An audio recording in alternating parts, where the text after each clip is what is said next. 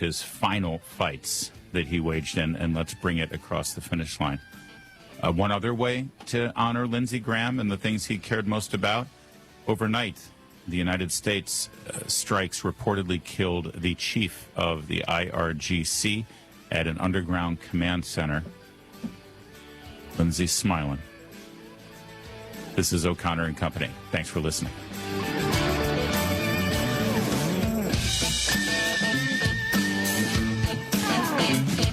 War of 1812, our nation fought and won America's religious freedom. Today, that constitutional right is being assaulted once more from within. Religious liberty and rights in general were under attack. We all of a sudden became the enemy. In the important new documentary, By Dawn's Early Light, anti-Christian bias is exposed at the highest levels of government. I got 6 months house arrest, 5 years probation. I'm sorry, our rights have been suspended? Hard to believe that the instruments of government would ever be used to punish faith. Follow the sweeping investigation of President Trump's task force to eradicate anti-Christian bias. The governmental hostility and prejudice is uncovered, and Trump's fight to restore our constitutional liberties and religious freedom. If we will not be governed by God, we must be governed by tyrants. Don't miss this powerful new documentary, By Dawn's Early Light, the story behind our national anthem. Share it with your church, family, and friends. For a limited time, watch it free at bydawnsearlylightfilm.com. bydawnsearlylightfilm.com. It's time for Talktivities on 106.5 Roswell's Talk FM. Do you have an item for Talktivities? Email it to calendar@pvbcradio.com. The Bureau of Land Management will host a wild horse and burro adoption and sale event July 24th through the 25th at the Curry County Event Center in Clovis. The event will feature 120 wild horses and burros available for adoption or purchase. For more information, call 866-468-7826 or visit blm.gov. The U.S. Small Business Administration has announced the availability of low-interest federal disaster loans to small businesses and private nonprofit organizations in New Mexico to offset economic losses caused by the drought beginning November 1st, 2025. The declaration includes the counties of Chavis, Eddy, Lee, Lincoln, and Otero. To apply online, visit sba.gov/disaster. If you have an item for Talktivities, email it to calendar@pvbcradio.com. That's calendar@pvbcradio.com. Bill Cunningham is now in Roswell on 106.5 FM, KEND Roswell.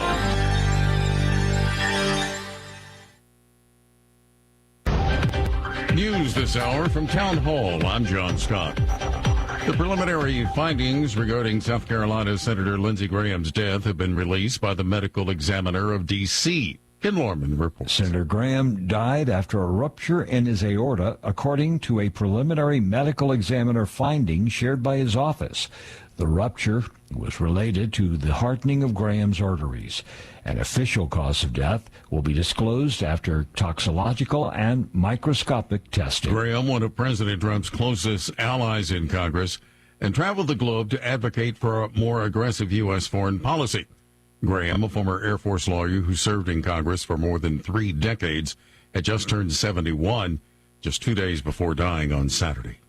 Meanwhile, Israeli Prime Minister Benjamin Netanyahu says Lindsey Graham was a true friend. I think America has lost a great patriot. Israel has lost one of the great champions of the American-Israeli alliance. And frankly, I've lost a beloved friend who I've had for many decades. There's just no one like him. Netanyahu appearing on NBC's Meet the Press. President Trump says he's ordered the U.S. military to destroy Iran if he were to be assassinated. His aim is to deter Tehran with threats of overwhelming retaliation should it try to make good on threats to kill him. Ukrainian President Zelensky in Paris for talks with European leaders about further support against Russia's invasion. The war now in its 5th year. European foreign ministers are also meeting in Brussels to discuss Ukraine's needs. Kyiv and its Western allies want to capitalize on Ukraine's recent successes. Ukraine's advances in drone technology have slowed Russian progress. More on these stories from townhall.com.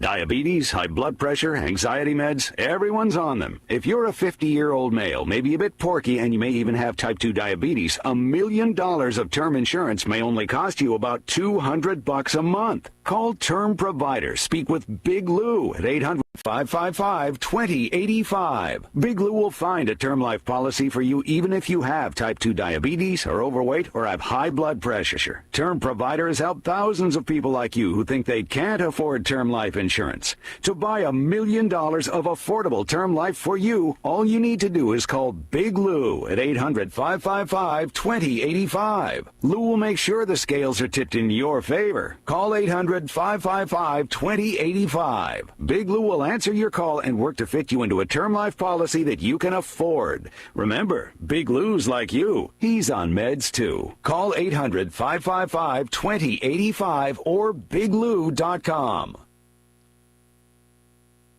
Dozens of buildings tested positive for Legionnaire's disease. It comes amid an outbreak in New York City. Correspondent Julie Walker takes a look now at the latest situation and what authorities are doing about it. The Guggenheim Museum in New York City was among at least 31 buildings on Manhattan's Upper East Side testing positive for the bacteria that causes Legionnaire's disease in this latest outbreak. The City Health Department on Friday releasing that list, ordering those buildings to clean and disinfect their cooling towers. More than 45 people have been sickened in the latest outbreak, but none have died. 7 people died during an outbreak last year. The health department says Legionnaire's is not transmitted person to person. People often contract it by breathing in tiny droplets of contaminated water. Julie Walker. Analysis at townhall.com. A huge fire tore through a music bar in Bangkok overnight, killing at least 27 and leaving 25 hospitalized in critical condition in the Thai capital's most deadly blaze in 17 years.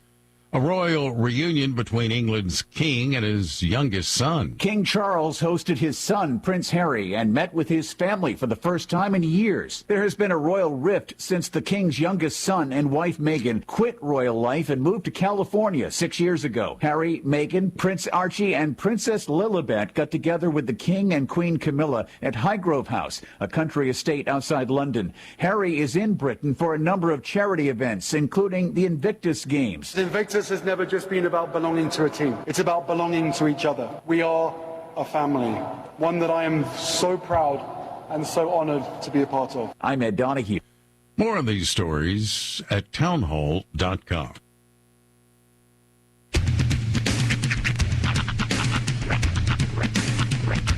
What in the wide, wide world of sports is going on here? I promise you, whatever scum did this, not one man in this force will rest for 1 minute until he's behind bars. Now let's grab a bite to eat. Yeah, come on. I feel the hot wind on my shoulder and the touch of a world that is older. I hit the switch and check the number. I leave it on and then I slumber. I hear the rhythm ringing through it. Flamenco guitar and cumbia music. I hear the talking of the DJ. The demolition, what does he say? I'm on a Mexican radio. I'm on a Mexican world radio. Broadcasting live from high atop the J.P. White Building in downtown Roswell, New Mexico. It's Mornings with Mike Winters on 106.5 Roswell's Talk FM. Is that what I sound like when I talk? Now, here's your host, Mike Winters.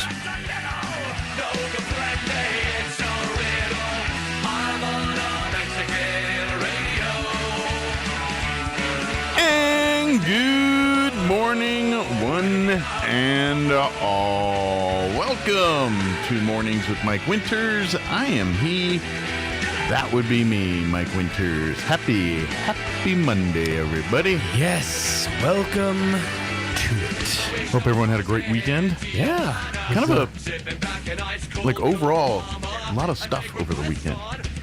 For a quiet weekend, it really was. Yeah, I mean, for what was supposed to be a quiet weekend. I mean, obviously, Lindsey Graham passing, but, do we remember, this weekend, was it the Conor McGregor fight that was... man, that reminds me of This is like that McGregor thing reminds me so much of Mike Tyson fights from the 90s. Right. Except the other way, where you're like, these people spent hundreds of dollars for pay-per-view for literally 90 seconds worth of fight. Yeah. That's how that. Now, think this one, most people, if you had Paramount Plus, you got it for free. But literally, it was. I remember back in the day, you'd have like friends over, like, "Hey, we're gonna watch the fight this weekend," Yeah. and it would literally be like one round knockout. Right.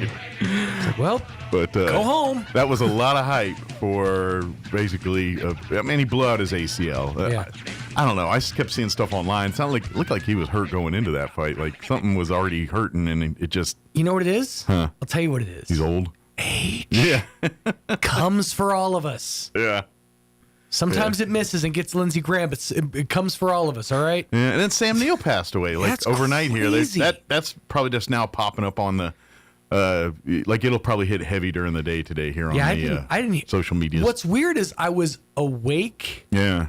when the initial announcement, it was like 1 a.m. when the initial announcement that Lindsey Graham passed. So I saw all that, but then nobody that was else the night before. Right. Nobody else was talking about it because everybody was asleep. Yeah. But then in the morning, it was just like boom, boom, boom, boom, boom. So everybody was like the news got dropped on them when they woke up on Sunday morning. Yeah. So, yeah, it was kind of it was just like just a lot this weekend. Of course, first farmers market this weekend. I mean, there's just a lot going, just a lot of things happening. Big thanks to, actually, I have a lot of people I have to thank. Big thanks to the Salvation Army for supplying, once again, a phenomenal breakfast. Yeah, they had, I missed this week, this month's breakfast. The pozole. Nice. It was really funny, though, because we're all sitting around the table, and the conversation drifts to cyclospora, which notoriously has been found on unwashed fruits and vegetables.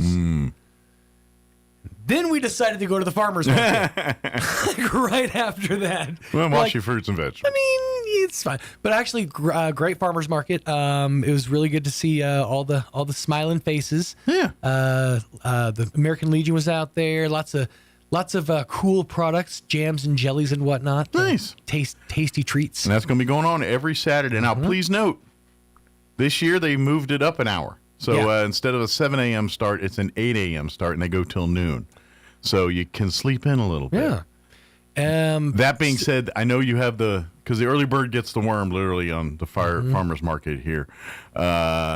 So you usually had their 6 o'clock stalkers. Now I guess they turned to 7 o'clock stalkers because most of the people are just now setting up at 6, starting to set up at 6 and all that. So, but I know there's the the fruit stalkers, or I don't know what their term is, but we got to come up with one. But they kind of scout and scour, look for the sweet produce for start. The fruit scouts. And then when they fire off the gun to start, they all go busting in. So That's how they do it too.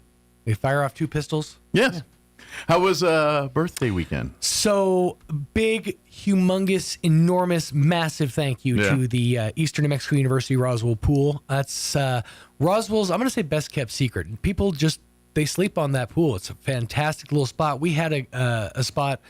One of our friends got there early and kind of like squatted to get a good table. Yeah. But we had a table in right in the shady area. Had the concession stand over here. There was a whole table. It wasn't even there for us, but we used it to just kind of like set up and stock or like show everything, whatever, the cake and the sodas and all that.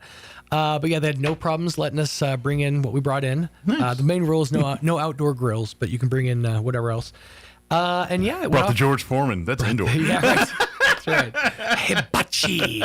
But yeah, otherwise it went off without a hitch. She was thrilled, and party went great. Yeah, because we did get a few squirrely weather situations, but none of that I don't think interrupted swimming per se. No, not at all. Actually, it was very hot out there. My kid's mom, who notoriously is pale, she stayed in the shade the whole time. Didn't go swimming or anything. Stayed in the shade the whole time. Came out of the shade a couple of times, once to take pictures and then once to check on Hunter for something.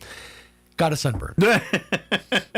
So yeah, there's those people that just look at the sun. It's like, oh, I'm burnt. Yeah, Hunter's like that too. We have to coat him in 3 or 4 layers of sunblock to keep him from burning. Yeah, I burn pretty easily too. I got a little bit of tolerance, but not like you put me out there for half hour unexposed. Oh, I'm going to be crispy. I think I got a George Hamilton in the woodpile in my family because I just leather up. That's all I do. Well, it's to be honest, if I'm like wearing clothes, I'm good. But you put me at the beach, I'm burning every time. Yeah. I mean, I get out there, and my back, my shoulders, they just don't get enough sun to build a leathery tolerance or whatever. Just to get a base. Yeah. And so I usually burn. My head's just now starting to get a little, being used to being out and about in a boot, so it doesn't have that constant. Right. But it's starting to kind of weather out a little bit. The skin's had enough exposure. Exactly. It's weathering up. Yeah. So well, good. I'm glad they had a good weekend with the birthday party, and it was good. And of course, like any did girls, y'all like rent the pool or no? Went? That's what I'm saying. I even called ahead. I was like, look, it's a hot day. I'm not trying to take a whole pool away from the community. I want to swim amongst the people. Yeah. So we just said, look, I'm going to pay for everybody to come in. I just want to make sure we can bring in a few things. He goes, well, there's no outdoor grills. I'm like, we're just talking a few pizzas, some cupcakes, sodas. Yeah. That's pretty much prepared it. food. Yeah, exactly. So, and it was perfect. It was great. That's cool. But like any girl's birthday, it continues through days and then into today. I still have presents that haven't gotten here in the mail yet, so she's still getting presents today. Well, it'll be good. It'll be like a week-long celebration kind of thing. Dad got a couple of presents for himself, too. By the way, when you were at the pool over the weekend, he was the guys in the pool going, I'm swimming amongst the people. These are my people. Welcome to my pool. I'm swimming amongst you. And then he went on by. Yep. Oh, man. Well, cool. That was good. So I'll have to tell you about next hour. I went to the movies. I saw that. I saw your post. Yeah, I went and saw the Young Washington movie, and I'll give my review next hour. Here. I had a movie experience as well, a theater experience as well. So we'll compare notes. Nice. Well, I will say this: there was quite a few people there when I got there. 90% of them were there to see, I think, the Moana movie. I think that's the big movie this weekend, right? Yeah, that was the Yeah, I think they were all kids, and I'm like, yeah, they're not going to see Young Washington. And but weirdly enough, I got in there. Like usually, I'm one of those guys that gets down, sit down before the lights turn down and all that. But I guess I didn't anticipate concessions this time, so by the time I got in there, they already shown the first preview. And thank goodness my wife sees better than me, because I would have been out of luck. SOL grande, because I couldn't see a dang thing to get to our seats. Yeah, that's the thing, is once you walk into the theater, it is so pitch. Yeah. It's just hard to see. Okay, so the movie I went and saw this weekend, it wasn't an opening weekend. It opened on July 1st, so it's been out for a couple weeks, but we'll get to that later. Okay. There was other kids' movies out, too. Minions and Monsters is the one we saw. Yeah, that's it. I knew it was that one. So I've seen the commercial for King's Hawaiian Banana Bites with the Minions. Have you seen that? I saw a commercial for it yesterday. But that... You know those King's Hawaiian bucket pretzel? They got one with like banana minion. Oh, okay. Something. I don't know. Gotta love a good cross promotion. There you go. It's a big carb bomb that I love that can't eat no more. So, let me give you the rundown for today's show. But yeah, I'll give you my Young Washington review. It sucked. No, I'm just kidding. It was a good movie. Terrible movie. It was a good movie, but I'll get into further details. It's. I will say this.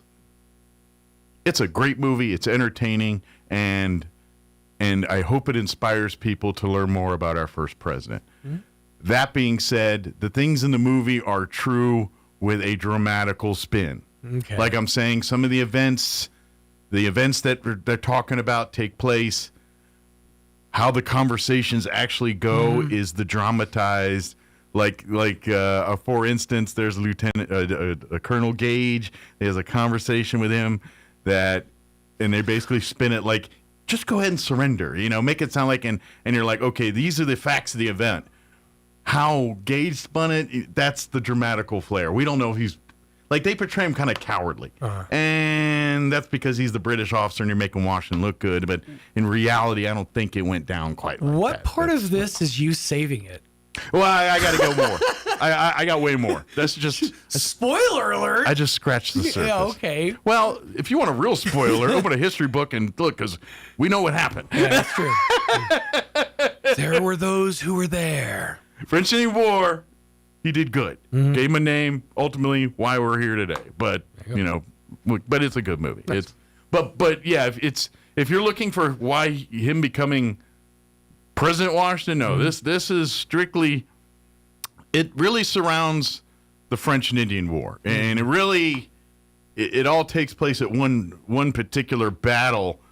That's the main storyline, but then they keep crowbarring you into his young as a child and some, so it kind of bops back and forth and everything. But like at the beginning of the movie, they're showing you right there at the French, and then they kind of cut you back to him as a kid, and then so. But anyway, it's a good movie. So you're telling me at the beginning of the movie they pulled that? Yep, that's me. I bet you're wondering how I got here. Kind of like that. Yeah. Minus the Waylon Jennings dialogue and all that here. But let me give you the rundown for today's show. Matt Bristol with Bristol Office will join us here for his monthly visit. And he always comes in and talks good legal advice with us. In the 8 o'clock hour, we're going to replay our interview Friday we had with Megan Rock from the Roswell Public Library. She's talking about last couple weeks of the summer reading program and all the other great opportunities for families at the library. And then in the 9 o'clock hour, about 9:15, we're going to have some of the Roswell Invaders join us. I believe it'll be Derek Dominguez, the manager. We may have some of the players join us. They're back in first place. They got All-Star Weekend here All-Star Game this week. They're weeks away from playoff run, and so we're getting into the heart of the season, into the exciting part. So, but they're in first place. So they're going to join us, give us an update, and of course invite everyone out to the ballpark for this last couple weeks of the season here. And of course we'll have all of your newses and features and all that good stuff and whatever else we can come up with for today's show.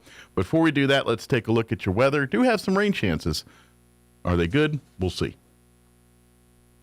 I'm meteorologist Steve Hamilton with your Pecos Valley weather. We have a little bit of humid air getting in from western Texas, so we could see a shower or thunderstorm later on today.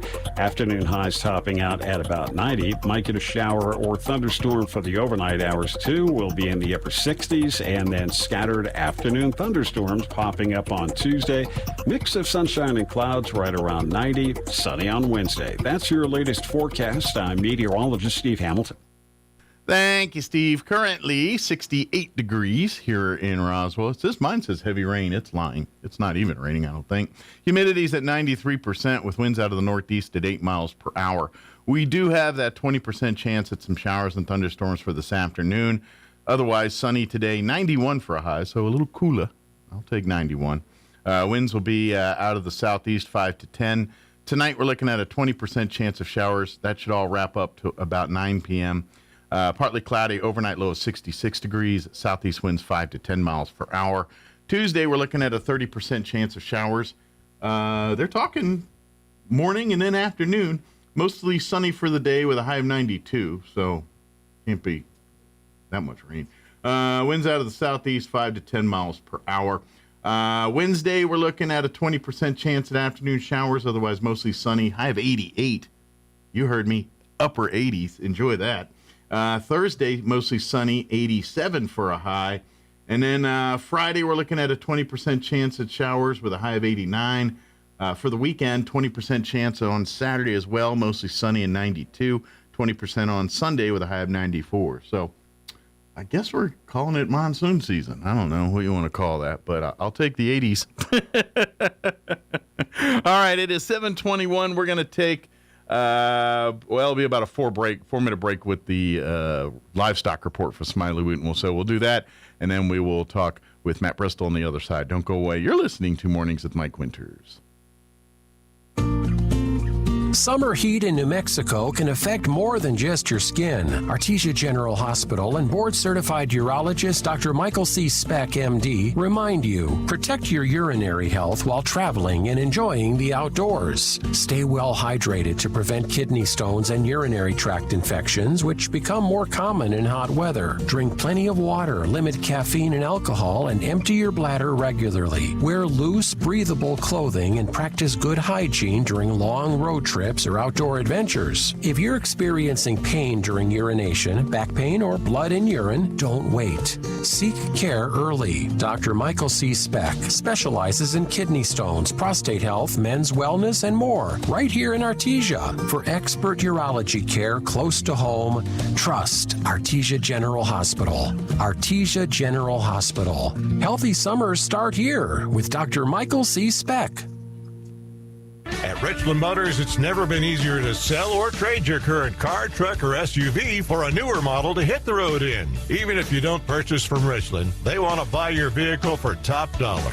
But if you do buy from Richland, don't forget, they're the home of the powertrain warranty for life. That's a whole lot of confidence for you. See Richland for details. 2nd and Sycamore and 1309 Southeast Main. Good morning. This is Smiley Wooten at the Roswell Livestock Auction. Good July run for this week with a nice selection of all classes of cattle, especially high-quality native calves, light yearlings with condition. We expect to sell 900 head. Break it down like this: 75 to 100 weight cows and bulls, 50 to 75 pairs of bred cows, 700, 750. Calves and yearlings today's sale include 25 to 30 cow-calf pairs, mostly black white face, red white face English crossbred cows and black calves. Pairs 5 to 10 years old, 94 calves and light yearlings. The Hendricks Beef Company, Flying H, New Mexico. Good to excellent quality black Brangus. Cattle are weaned, 1 round of shots, thin condition, 350. 575 pounds, 77 calves and light yearlings. Key livestock right here at Roswell. Excellent quality, 90% black white face Angus crossbreds. Cattle are weaned 90 days. 2 rounds of shots, medium condition, bunk broke, 450. 675 pounds, 20 calves, Miss Lillian Gonzalez, Santa Rosa, New Mexico. Excellent quality black Angus calves. Bovishield Gold, 7-way at Brandon, 475. 600 pounds, 19 little light calves, Mr. Gary Bloom, Kiamata, New Mexico. Excellent quality black white face, red white face English crossbreds. Bovishield Gold, 8-way, medium condition, 250. 300 pounds. 48 calves, CV Bar Farms at Causey, New Mexico. Excellent quality black white face and Charolais crossbreds. Virus Shield 6, 8-way at Brandon, 450. 600 pounds, 32 steers, Runyon Martin, Hope, New Mexico. Excellent quality black white face, red white face English crossbreds. Bovishield Gold, 8-way, 375. 600 pounds, 27 steers, James and Dina Floyd at Wink, Texas. Excellent quality black white face Angus cross calves. Shots at Brandon, 450.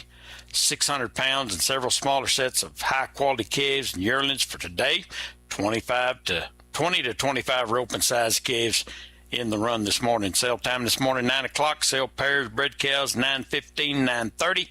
Be selling calves and yearlings 10 a.m. Pretty light on weight cows and bulls. Be on pairs, breds, calves, and yearlings pretty quick. We expect to sell 900 head today. This is Smiley Wooten, Roswell Livestock Auction. The inventor of Pringles is buried in a Pringles can. I wonder if they got their hands stuck putting him in there. Here's Mike Winters. And good morning. It is 25 minutes after 7 o'clock, and joining us in studio this morning for his monthly visit, Matt Bristol from Bristol Law Office back with us. Good morning, Matt. Morning, Mike. How you doing? Doing great. How about yourself? Doing good. So, you had quite the vacation, right? Yeah, I went up the Mississippi and then back down the Mississippi, I guess you could say. So I went to Vicksburg? Yeah, went basically from New Orleans to Natchez. So we went up to... Started in New Orleans and then went north to Natchez, Mississippi, which is about 30 miles from Vicksburg. Okay. And then back south down to New Orleans. There's about 7 days total. So it was wow. cool. Well, sounds like you had a good time. It was good. Lesson is I'm going back. I got to spend about 2 hours on a bus to see the Vicksburg Battlefield Park, and that was wrong. That's like sending a kid to Disney World and dropping them off at the front and saying, see the monorail? See the castle? All right. Get back in the car. We're going home. That's kind of how I felt. So we're going back to that one. Yeah, there's a lot to see there. Yeah, but how's your month been here? Good. Been nice and quiet. One of my staff is on high school vacation trip this year to Europe and England and France and Italy, and so she's a chaperone. She and her husband going with her son. Nice. And so they landed in England Sunday. So that's a bucket list thing for me. I've been to Europe. I mean, military, I was in Italy, Germany, but I never got to go to England, Ireland, or that area. So that's going to be a place for me to go back is see the UK, I guess you could say. Yeah, so I think they were spending half a day at the Tower of London, and I told her that's someplace where she could spend all day. I would imagine, yeah. It's pretty cool stuff, yeah. Yeah. And I don't care. Everyone makes fun of British cuisine. I still want to eat some. I want, give me the mushy peas and the bangers and mash. I want to, be legit. Try all that. Yeah, that's what they had last night. Was bangers and mashy. Yeah. Yeah, you gotta win in Rome, so to speak, or in this case, win in London. Yep, gotta have the fish and chips. Oh yeah. Yeah, I'll even eat your weird blood sausage or blood pudding, whatever it is. I'll try it. I did it. Just don't order a beer. Because if you order beer, they know you're an American. Lager or pint? Lager or a stout. Stout, okay. Yeah. I usually just say, give me a pint. That usually gives me cover. Of course, you don't know what you're getting sometimes, but, just go with the flow. Well, I hope you make it there soon. Yeah, that's the thing. Now, I did have beer in Germany, and that place you'll find, depending on where you go, you'll find things floating in your beer there. So right. I've learned to just go. I just ask and just go with the flow, and if I don't like it, I suffer through it and don't order another one. Yeah, generally it's some kind of wheat beer that's cloudy. Yeah, there's a Hefeweizen or whatever they call it. I don't know, but yeah, it's served warm and it's literally got barley and chunks of wheat or whatever is floating in it. And stuff. Yeah, but they love it. Yeah. Oh yeah. If you had any opportunities to go up to Wahenepe, I know, of course, the summer camp season with scouts and all that stuff. I didn't know. Last month, yes, we went the Memorial Weekend where we remember scouters who've passed away, and Jimmy Allison and Ron Weiser were two of the people who were on. Lost in the last year here, I guess. Last 2 years, I think, is what they did, and those were both of them will be missed very, very much. They were big contributors to scouting in New Mexico here. Oh, yeah. Absolutely. Yeah. Oh, yeah. So it was a good turnout. It was a good service. People got to talk about the missing ones and what they remembered. And so there's a lot of good stories. Sure. Very positive. If I would highly, if you have family in scouting or if you're interested in scouting, please, but as part of your scouting experience, please make it and whenever that is, please spend a week at camp with either Cub Scouts, Boy Scouts, whatever level of scouting you are here. That's one of the cool experiences for a kid is a week at summer camp, and Wahenepe is a beautiful camp up in the mountains, and it's.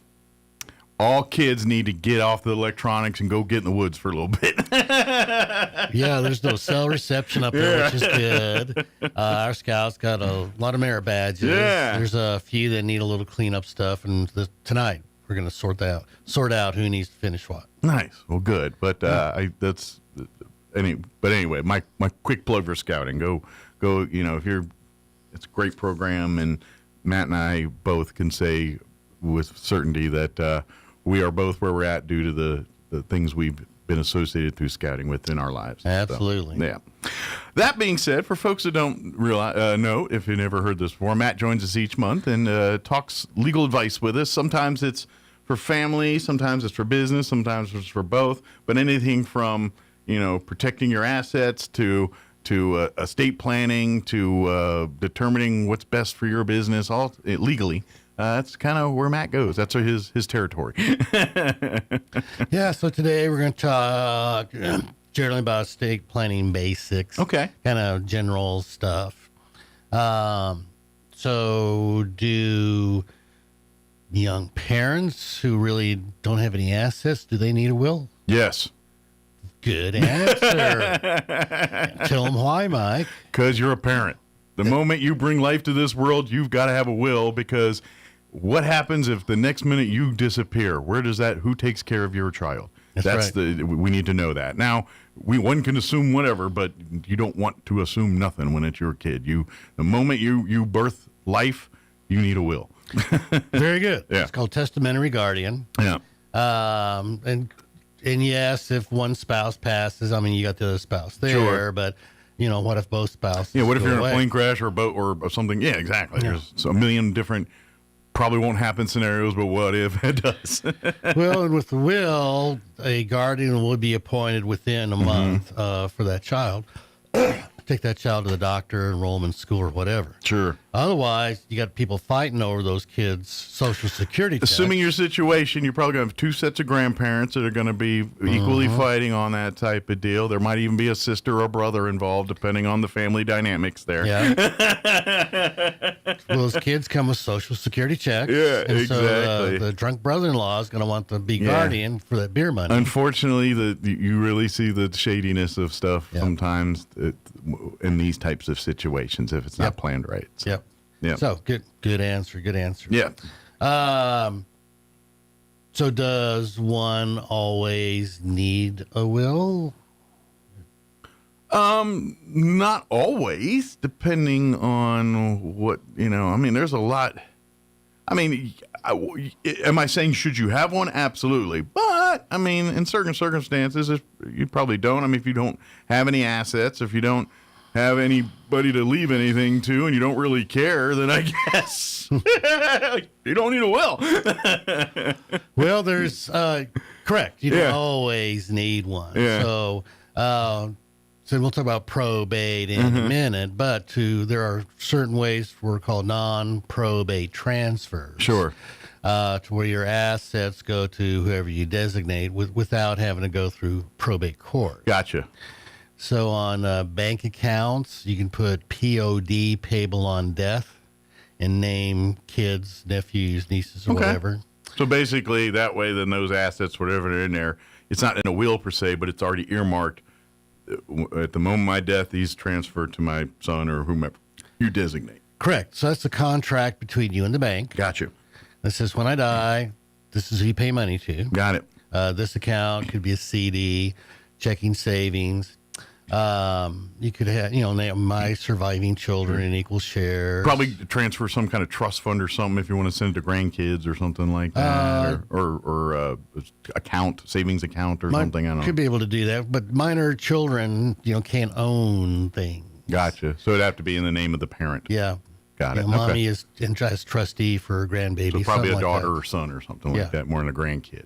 But I get what you're saying. Yeah, and the good thing about a POD account is as long as Mike's alive, that's Mike's money. And Mike can use that money for anything he wants.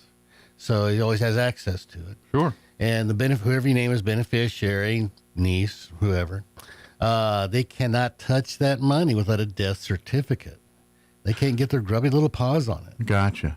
I was kind of wondering, and kind of made it curious about that. Does the person have to know, or can they find out? I guess that's where you need a will at some point to tell them. But because I guess you can set that up, but I guess it's on you to tell your loved one, "Hey, I did this." Yes. But do they have to be in on it to do that?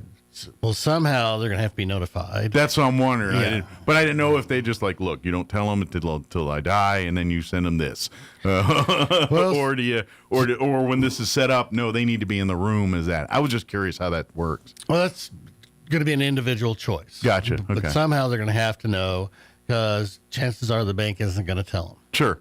Well, the only reason I ask that is because, family situations, it's going to blow things up if I tell them now and all this, so I'm just going to keep it quiet until I'm gone, and then they'll figure, you know what I mean? There's that logic to some people. Sure. Yeah. But then you would just tell them, I have a savings account, but you won't tell them how much is in there. Gotcha.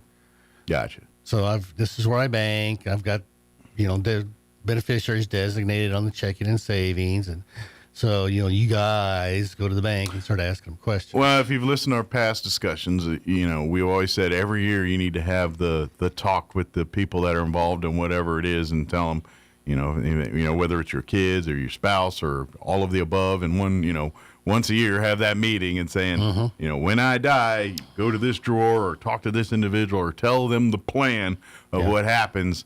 with your assets and with your money and with your family the moment you leave this earth. Kind of. Yeah.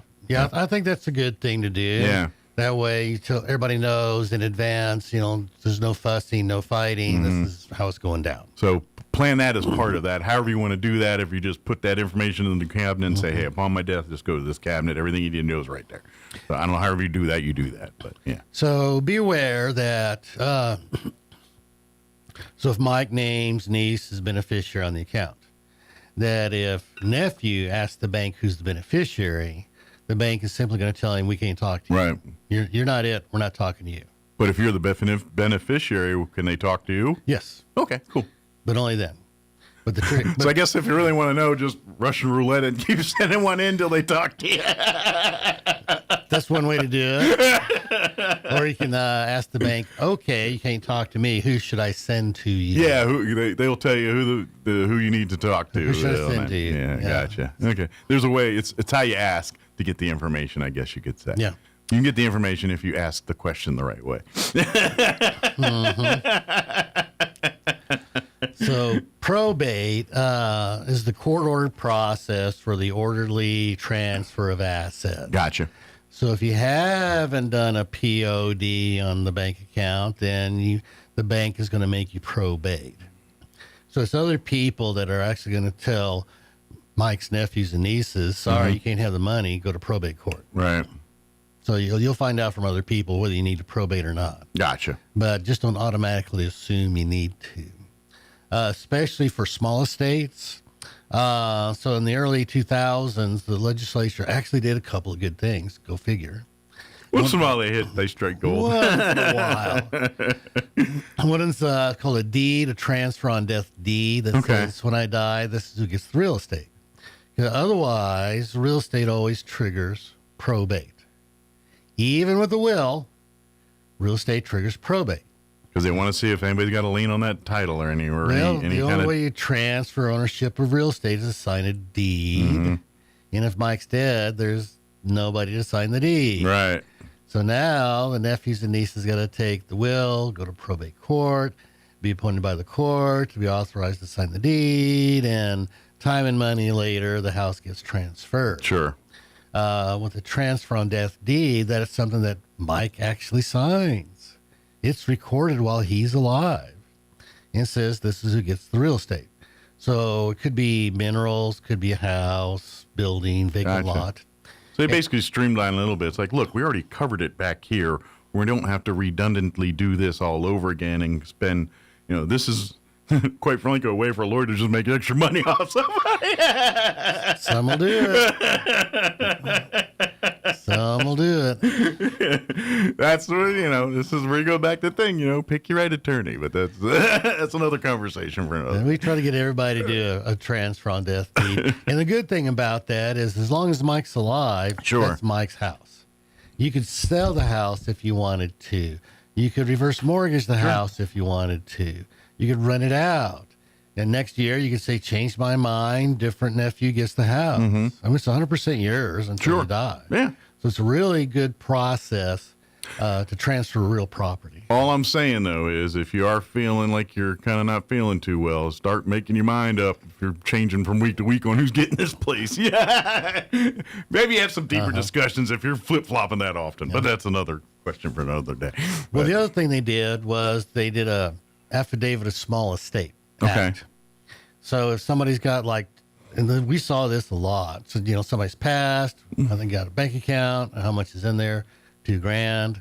Okay. How much is a probate? Yeah, about $2,000. And, everybody's just throwing up their hands going, well, gee, what a useless waste of time. Right.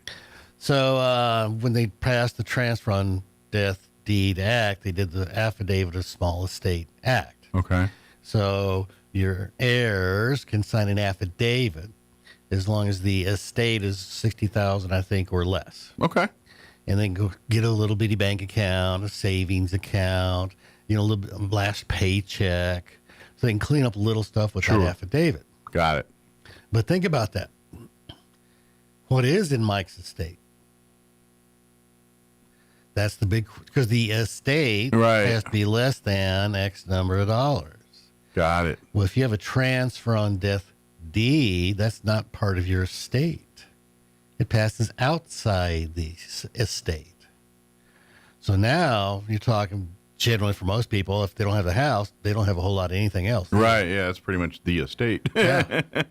With a few exceptions depending on there. So gotcha. So it does kind of make a difference on what we're talking here. Yeah. Got So it. it's a really handy way just to clean up small amounts of money. Sure. Without the darn probate. Right. Yeah, because once things get in probate, it can get locked down for months, years, just depending on, what's going on there. Well, by statute, it has to be open at least 6 months. Now, it doesn't mean the attorney's doing any work for 6 months. Most of the work is up front. Sure. And then you just watching the calendar, waiting for 6 months to expire. Just waiting for someone to lay claim to something or something to come in the mail, basically. Yeah. Yeah, pretty much. But that waiting around is a good reminder that if a loved one passes away, a non-spouse passes away, you want to make sure that their mail is forwarded to you for at least 1 year. And guess what? As a person that's had this stuff done and done this stuff before, even years later, you'll get a piece of mail every once in a while. Like, to this day, I'll still get something from my mom. Or not so much from my dad because he went on and remarried, and so she handles a lot of that. But my mom, it's my brother mostly with me because he lived there, so he was able to do more than me, even though I'm the older brother. But even to this day, every once in a while, he'll get a thing in the mail. She was a lover of Finger Hut, and that's another story. Getting back to assets and things, she kind of owed them a bunch of money, and well, they didn't get it. Too bad. Can't get blood from a turnip. Sorry. Yeah. But things like safe deposit box rentals only come once a year. Sure. That's why you want that mail forwarded to you for at least 12 months. Gotcha. In case that way if you've done it for a year, more than likely you've seen the cycle of what's going to come through. Right. So it makes sense. And when you get those Finger Hut bills, you just write deceased, return to sender on them. Yep. Same thing with MasterCard or Visa, just deceased, return to sender. And don't pay anything you don't have to pay. No. Which is a good question. Yes. But do people inherit debt? No. No. No. Yeah, I guess the answer is no. But I was thinking, well, I mean, we can, but the general answer is no, right? No, not for 200 years. Yeah. But, I mean, there's 250 years. I'm guessing there's situations where if you bequeath the house and there's a lien on it, you got to pay that off to get your house, right? Or for some kind of... Good question. Yeah. So Mike has a transfer on death deed to niece. Yeah.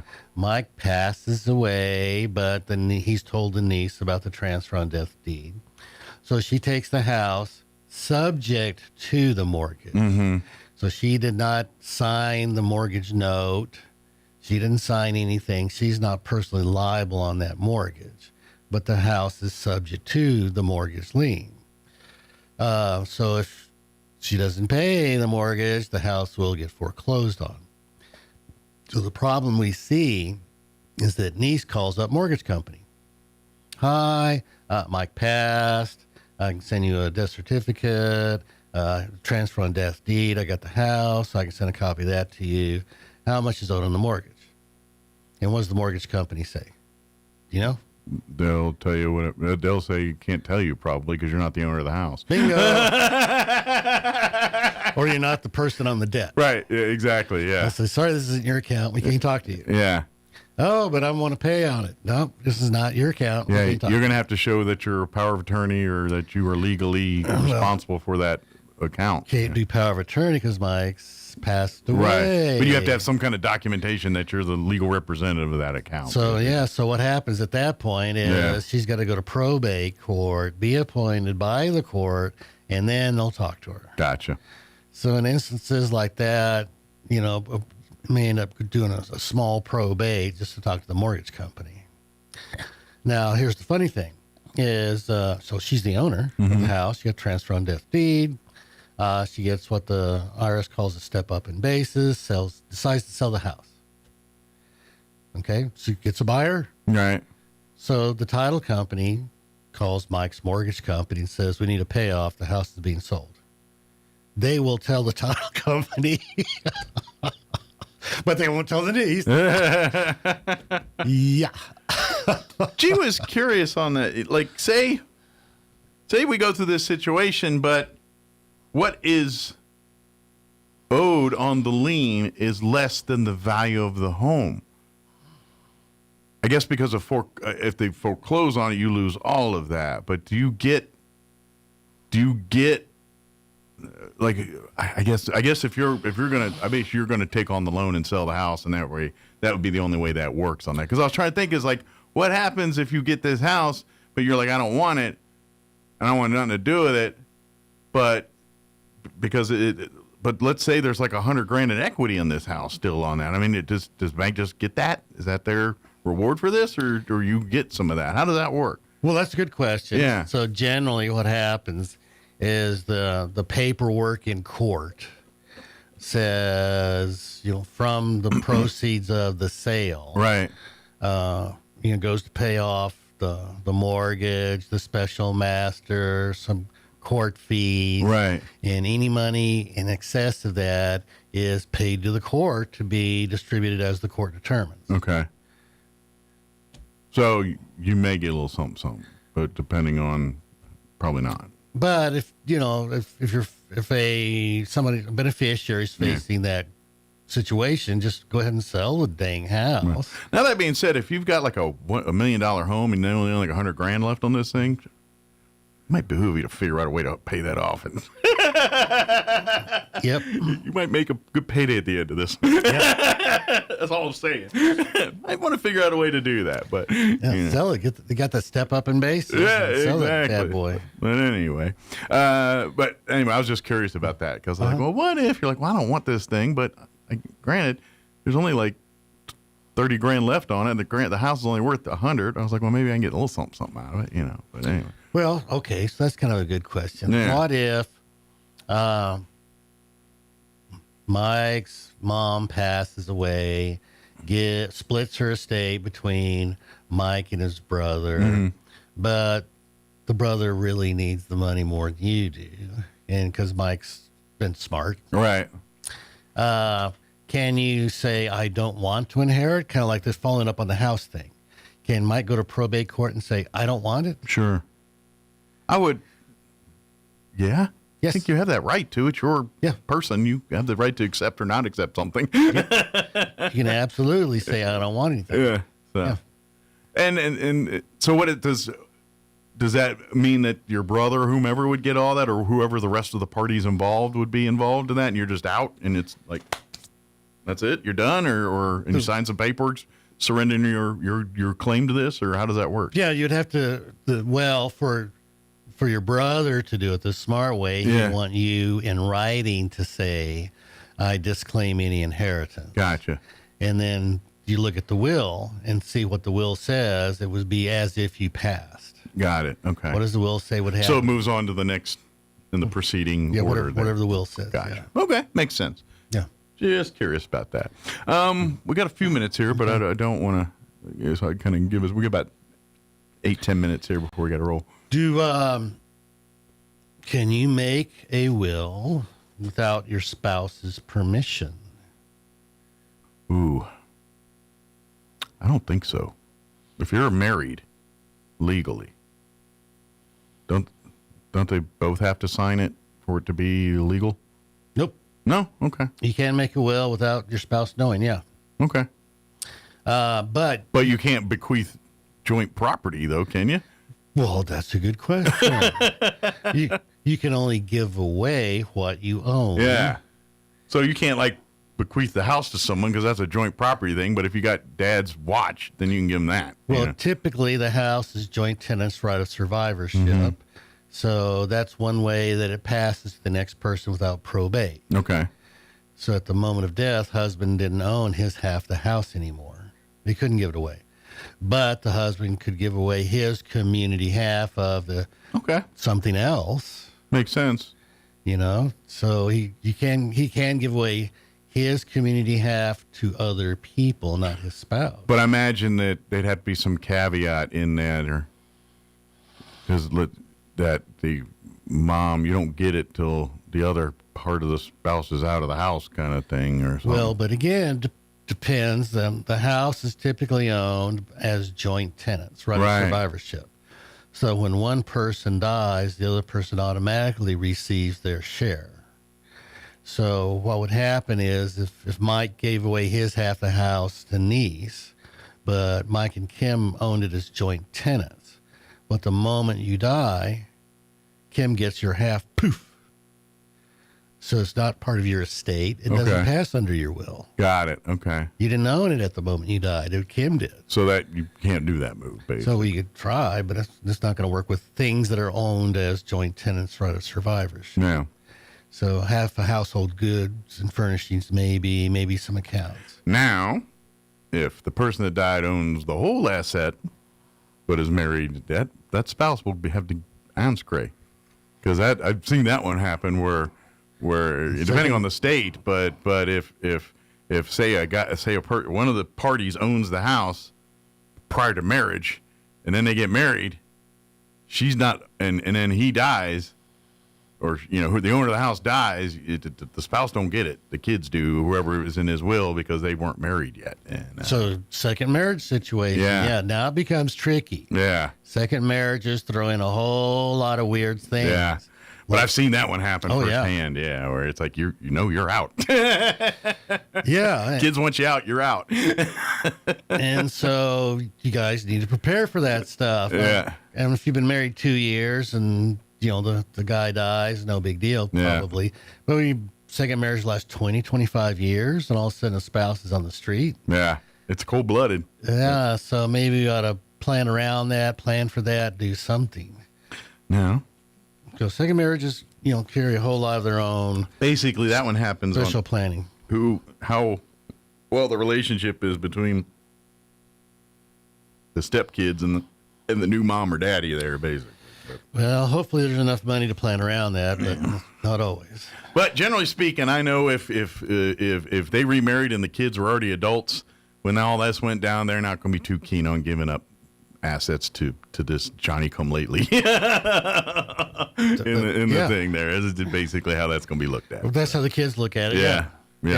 So. And if the couple's only married a couple of years before dad passes, I can see that. Yeah, absolutely. But after 20, 25 years, then that's a different conversation. That's a little different. Yeah, that's a little different. So, but and especially if dad was, ill and bedridden the last 10 years of his life, and who was taking care of him? Yeah. His second wife. And see, and that's where I felt a little, in the particular instance I was talked about, I was like, yeah, they were only together for 4 or 5 years, but when he was really downhill, those kids weren't around. She was the one taking care of him medically and doing all that stuff. And they didn't turn up till, the corpse was there, basically. And so I thought that was a little low. Now, granted, they didn't have a 20-year history. They only had about a 4 or 5 year history. Yeah. But to leave her nothing high and dry, I was like, that ain't right. But yep. What happened, so let's talk to your favorite attorney, whoever that is, and get some estate planning done. And, the will can say, if we're married 4 years, the second wife gets this. If we're married 10 years, she gets a little bit more. 15 years, a little bit more. I mean, you can anticipate that kind of stuff. Yep. Yeah, absolutely. We're almost out of time here. Is there anything we want to wrap this up with before we do a kind of a fact or fiction kind of deal? We didn't even talk about medical power of attorney, but that's I think a hugely important thing. Not only for you, but if you have adult children who are single, they need to give you their power of attorney. Yeah. Because if your adult child goes in the hospital, their hospital's going to say HIPAA laws, we can't talk to you. Yeah. And and if they don't have a spouse or anything like that, then guess what? There's no one that can talk to those. So please check, especially when your kids go to college and things like that. That's when you want to check into those things. So, and now's that time of year where you're seeing that kind of stuff. So please look into that and think, hey, maybe I should get it. And if you have any questions, don't hesitate to call Matt or an attorney, your attorney, to get information about that. Get a POA, get a financial POA. Because if that kid's in a car wreck, then somebody's going to have to deal with the kid's bank. If they're renting an apartment, they have car payments, that kind of stuff. Absolutely, yeah. So treat it like business. Yeah, it's especially important if you're not going to be, the kid's not living in your household anymore and all that. Yeah. Tough to think about. Yep. So we always, movies talk about our soulmates or looking for our better half. Mm-hmm. So where does that come from? And I'm sure there's probably different. I always think the yin yang type stuff. So I don't really know the origin of it, but I'm sure it's something Greek. Naturally. I just need my Windex. Right. Yeah. So in ancient Greek theology, humans originally were created had both sexes, Mm-hmm. hermaphrodites, I think. So we had sex organs of both, and that's how things were. And then some mankind did something to piss some gods off. Okay. And so that's when the gods split humans into men and women. Okay. And that's why we're always looking for our better half, our soulmate, because we got split up. Because the humans, gods got mad and split us into team boy, team girl. But that's why we're looking for our mate, Nice. soulmate. Good deal. So, moral story is don't tick off the gods. That's right. They'll come back and get you. But if you do, Matt Bristol can help you out mostly. There's a segue for you. I don't know if he can help you with some acts of God, but, the legal ones he can. If it's Zeus, there may be an extra charge. That's right. Yeah, that's going to be overtime on the Zeus one. But if you do need any legal advice or anything, don't hesitate to reach out to Matt Bristol at BristolLawOffice.net. BristolOffice.net. Thank you. 625-5284. Yeah, and he'll set up a consultation appointment. He'll sit down and talk to you, and then you explain the situation. He'll tell you, you know what, fill this out, do this, you're done. Or, no, we're going to have to get in the mud on this one and get that worked out. But either way, he'll help you through that process. But at least get some information, find out. Don't rely on your neighbors or your friends. Get some good legal advice, and then go from there. Yeah, it's better to ask before you do than do and then ask, because you can save, especially in the legal world here, and so. Oh yeah. But when it comes to the stuff we talked about today, if you need a will, if you need any of this estate planning type stuff, questions, none of that's too dumb to ask. And that's correct. And to be honest, if you think you're an expert, you may not be, because laws change, rules change. Depending on where you learned your information, it might be different in the state you're in now currently. And so, that's nothing's set in stone. That's why you need to talk to an attorney like Matt to kind of keep you up on what the latest law is and what's available to you and where you live. Exactly. Yeah. So New Mexico doesn't recognize handwritten wills, which means if you buy some fill-in-the-blank thing, it may not work. Yeah, your Mad Libs will not work here. Little things like that are important. Absolutely. Get some advice. Absolutely. Well, Matt, as always, appreciate the visit. We'll see you here next time. Yes, third Monday of August. Yeah, he's going to be out of pocket here for a little bit next month, so he'll join us later in the month here. Yes, so August 17th. Thanks, Mike. Off to his other adventures. So thank you, and we'll see you next time. Stay. Well, I guess this week may be dry. That might be the word, right? We'll see. All right, we'll see. We'll keep our fingers crossed. There you go. All right, it is 8 o'clock. You're listening to 106.5 Roswell's Talk FM, KEND, Roswell, New Mexico. We will be back on the other side of news. Don't go away. News this hour from Town Hall. I'm John Scott. Lindsey Graham's cause of death has been revealed. A medical examiner has found that Senator Lindsey Graham likely died after a tear in his aorta. The tear in the inner wall of the aorta, called an aortic dissection, was related to the hardening of Graham's arteries. An official cause of death will be disclosed after further testing. The prominent South Carolina Republican who served in Congress for more than 3 decades had turned 71 years old just 2 days before dying on Saturday night. His office had originally said he suffered from a brief and sudden illness. Graham was a close ally of President Donald Trump and was known for advocating a strong U.S. foreign policy. He had just returned from Ukraine, where he'd met with Ukrainian President Volodymyr Zelensky. Hi, Punjwani, Washington. Wildfires have scorched over 3 million acres across the United States so far in 2026, with 37,783 individual fires recorded. That's through early July.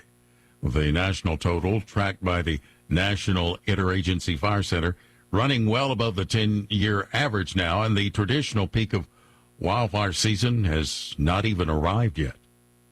Ukraine's president announces change to his government. Ukrainian Prime Minister Yulia Sviridenko has stepped down as President Volodymyr Zelensky makes changes to Ukraine's government. The former prime minister saying, "I remain ready to serve the Ukrainian state and carry out every task aimed at strengthening Ukraine's position, defending our national interests and bringing a just peace closer." Sviridenko, the former economy minister, was named prime minister in July 2025. Zelensky announced her resignation in a post, saying that Ukraine is changing its political strategy. Zelensky also says there will be changes among the top ranks of Ukraine's law enforcement agencies. I'm Donna Warder. More on these stories from townhall.com. We all hear the radio ads about the IRS. They tell you to be afraid, to be scared, and they try to frighten you into calling. I'm not here to do that. Tax Relief Advocates is different. TRA is here to tell you that if you owe money to the IRS, whether it's $5,000, $50,000, or $500,000, we have a solution. It doesn't matter if you're sitting in your car, at work, or with your kids. No matter where you are, call now. 800-583-0141. Don't lose hope. TRA can eliminate or reduce what you owe to the IRS. Generous programs are now available that can give you a fresh start. Our passion is taxes and helping individuals fix their IRS problems. We have over 1,000 five-star reviews on Google and an A+ with the Better Business Bureau. You don't need to be afraid of the IRS any longer. End your tax nightmare today by visiting us online at TRA.com or call 800-583-0141. That's 800-583-0141. Tax Relief Advocates, real solutions for real people. In consumer news, Kia America issuing a new recall for 463,000 SUVs. It's urging owners to again park their vehicles outside and away from buildings after several customers reported fires following previous repairs. The recall announced this week by the National Highway Traffic Safety Administration replaces a prior one Kia initiated in 2024. Certain Tellurides from the 2020 to 2024 model years are affected. The front power seat motor of these vehicles may overheat due to a stuck slide knob. To address the hazard, Kia's new fix will be for dealers to install an electronic fuse assembly free of charge. Keith Peters reporting. It's a World Cup semifinal lineup for the ages. England and Argentina playing on Wednesday. France plays Spain in the first semifinal. That's on Tuesday. News and analysis at townhall.com. Virginia's attempted assault weapon ban has apparently backfired. Correspondent Ken Lorman. Virginia Governor Abigail Spanberger signed a ban on modern sporting rifles and standard capacity magazines, but it triggered a massive surge in gun sales, with background checks up 241% in June alone compared to the previous year. Legal challenges have partially blocked enforcement, while sales data shows more such rifles in circulation now than before the ban attempt. Ken Lorman reporting. A proposed legal settlement with the U.S. government would require the Keystone Pipeline Systems operator, Canada-based Southbow, to pay a civil penalty of nearly $27 million over a major oil spill in Kansas. That 2002 rupture dumped nearly 13,000 barrels of heavy crude into a creek in Washington County. The company disputes the allegations. More on these stories at townhall.com.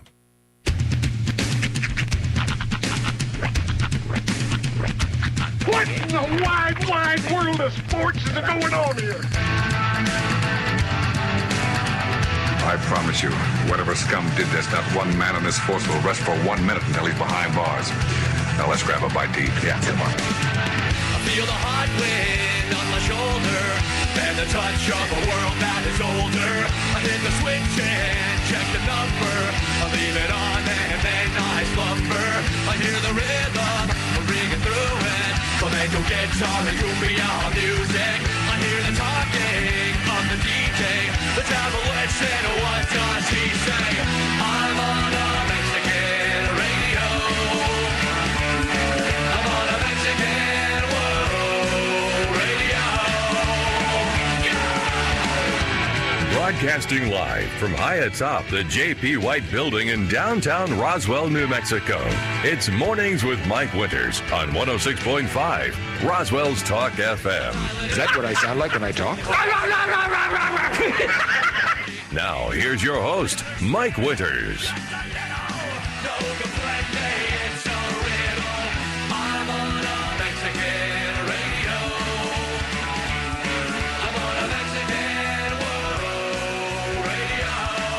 And good morning. It is 6 minutes after 8 o'clock. Welcome to hour number 2. We'll call it the deuce.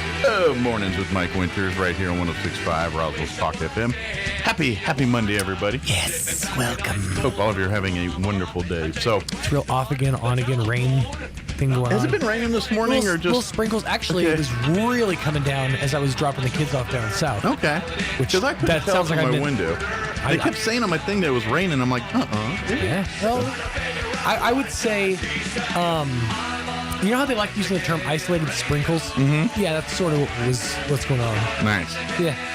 Kind of like your donut. There's like a couple over here and then like a desert of sprinkles over here and then like a whole sprinkle city over here. I get you. We've been over it. I've said 1,000 times that that's the stupidest design in donuts when you just have sprinkles on that one like 10th of the side of the donut. I mean, it's glazed or it's like got its flavor the whole way, but then just that much sprinkles. But I can kind of see, like if someone's like, look, I like some sprinkles on my donut, but I don't want like an over sprinkle situation.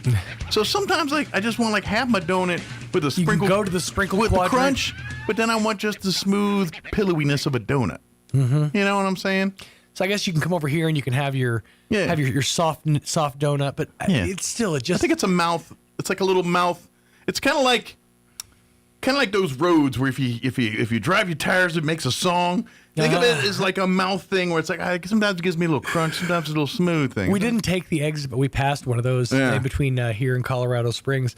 They have, I think they called it like the Magic Road or something like that. And if you drive at a certain speed, it'll play the song or whatever. That's one of those for next time things.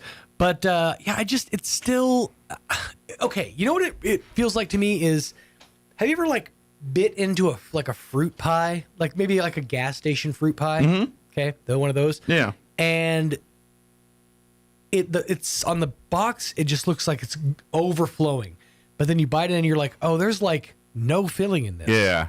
That's sort of what that sprinkle situation feels like to me. Yeah, I can get that. But I think it's just when it comes to sprinkles, you got to pick your own donut. Yeah. And you're like, okay, do I want light sprinkles or I want half sprinkles or I want Sprinkle City? But I'm a firm believer that the donut chooses you. Actually, the guy behind the counter does. Yeah. Dealer's choice, all right?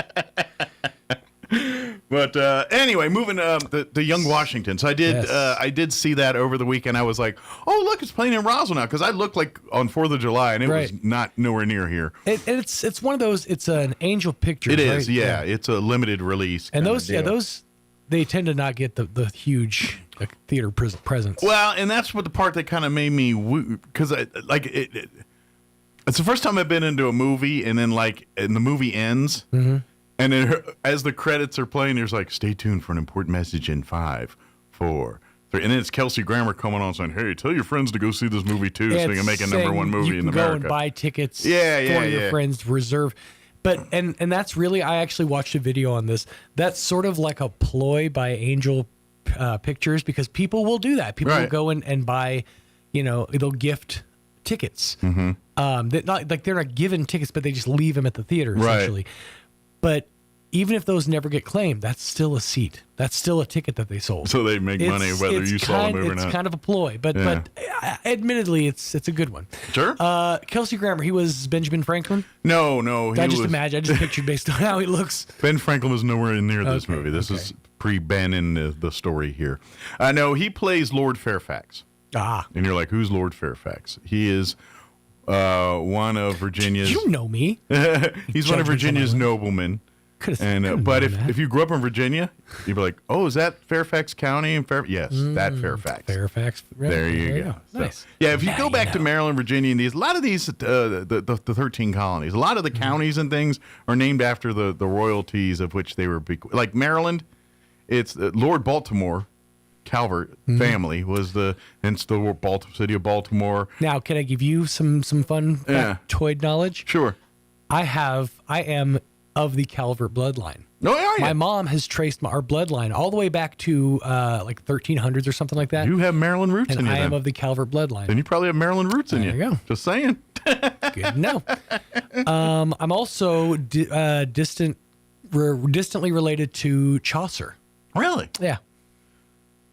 I always like going to those and be like, who you related to? I was the storekeeper that owned the foreclosed. Yeah, you never hear somebody that was like, I come from a long line of crooks and thieves. Yes, crooks and thieves. My guy, my relative didn't pay his bill and spent most of his time in debtor's prison. Yeah, that was my guy. Robber barons, largely robber barons is my bloodline. Yeah, I don't get that. Yeah. But everybody always has to find that one thing, right? Like that one. I'm technically related to this. Like I've heard 37 million people say they're distant related to Pocahontas. I'm like, okay, whatever, Pocahontas. I'm pretty sure I got some Genghis Khan in me somewhere because I think everybody has a little bit of it. You want some? Yeah, want some. So you had mentioned that it was it's factual, yes, but they take liberties. Well, pardon the pun. And it's any war movie or historical movie. It's a movie at the end of the day. Right. The dialogue, the drama, we can get the gist, but that's Hollywood written, and so. But that being said, General Braddock and what Washington did and how that all played out true. And then people, like, you're going to watch the movie and realize that GW is kind of a badass. All right? Like our first president. Oh, I thought we were all of a sudden talking about Bush. No. I'm like, W? George Washington. Young Washington. Stick with me here. I'm trying to follow you. I was actually looking up something related.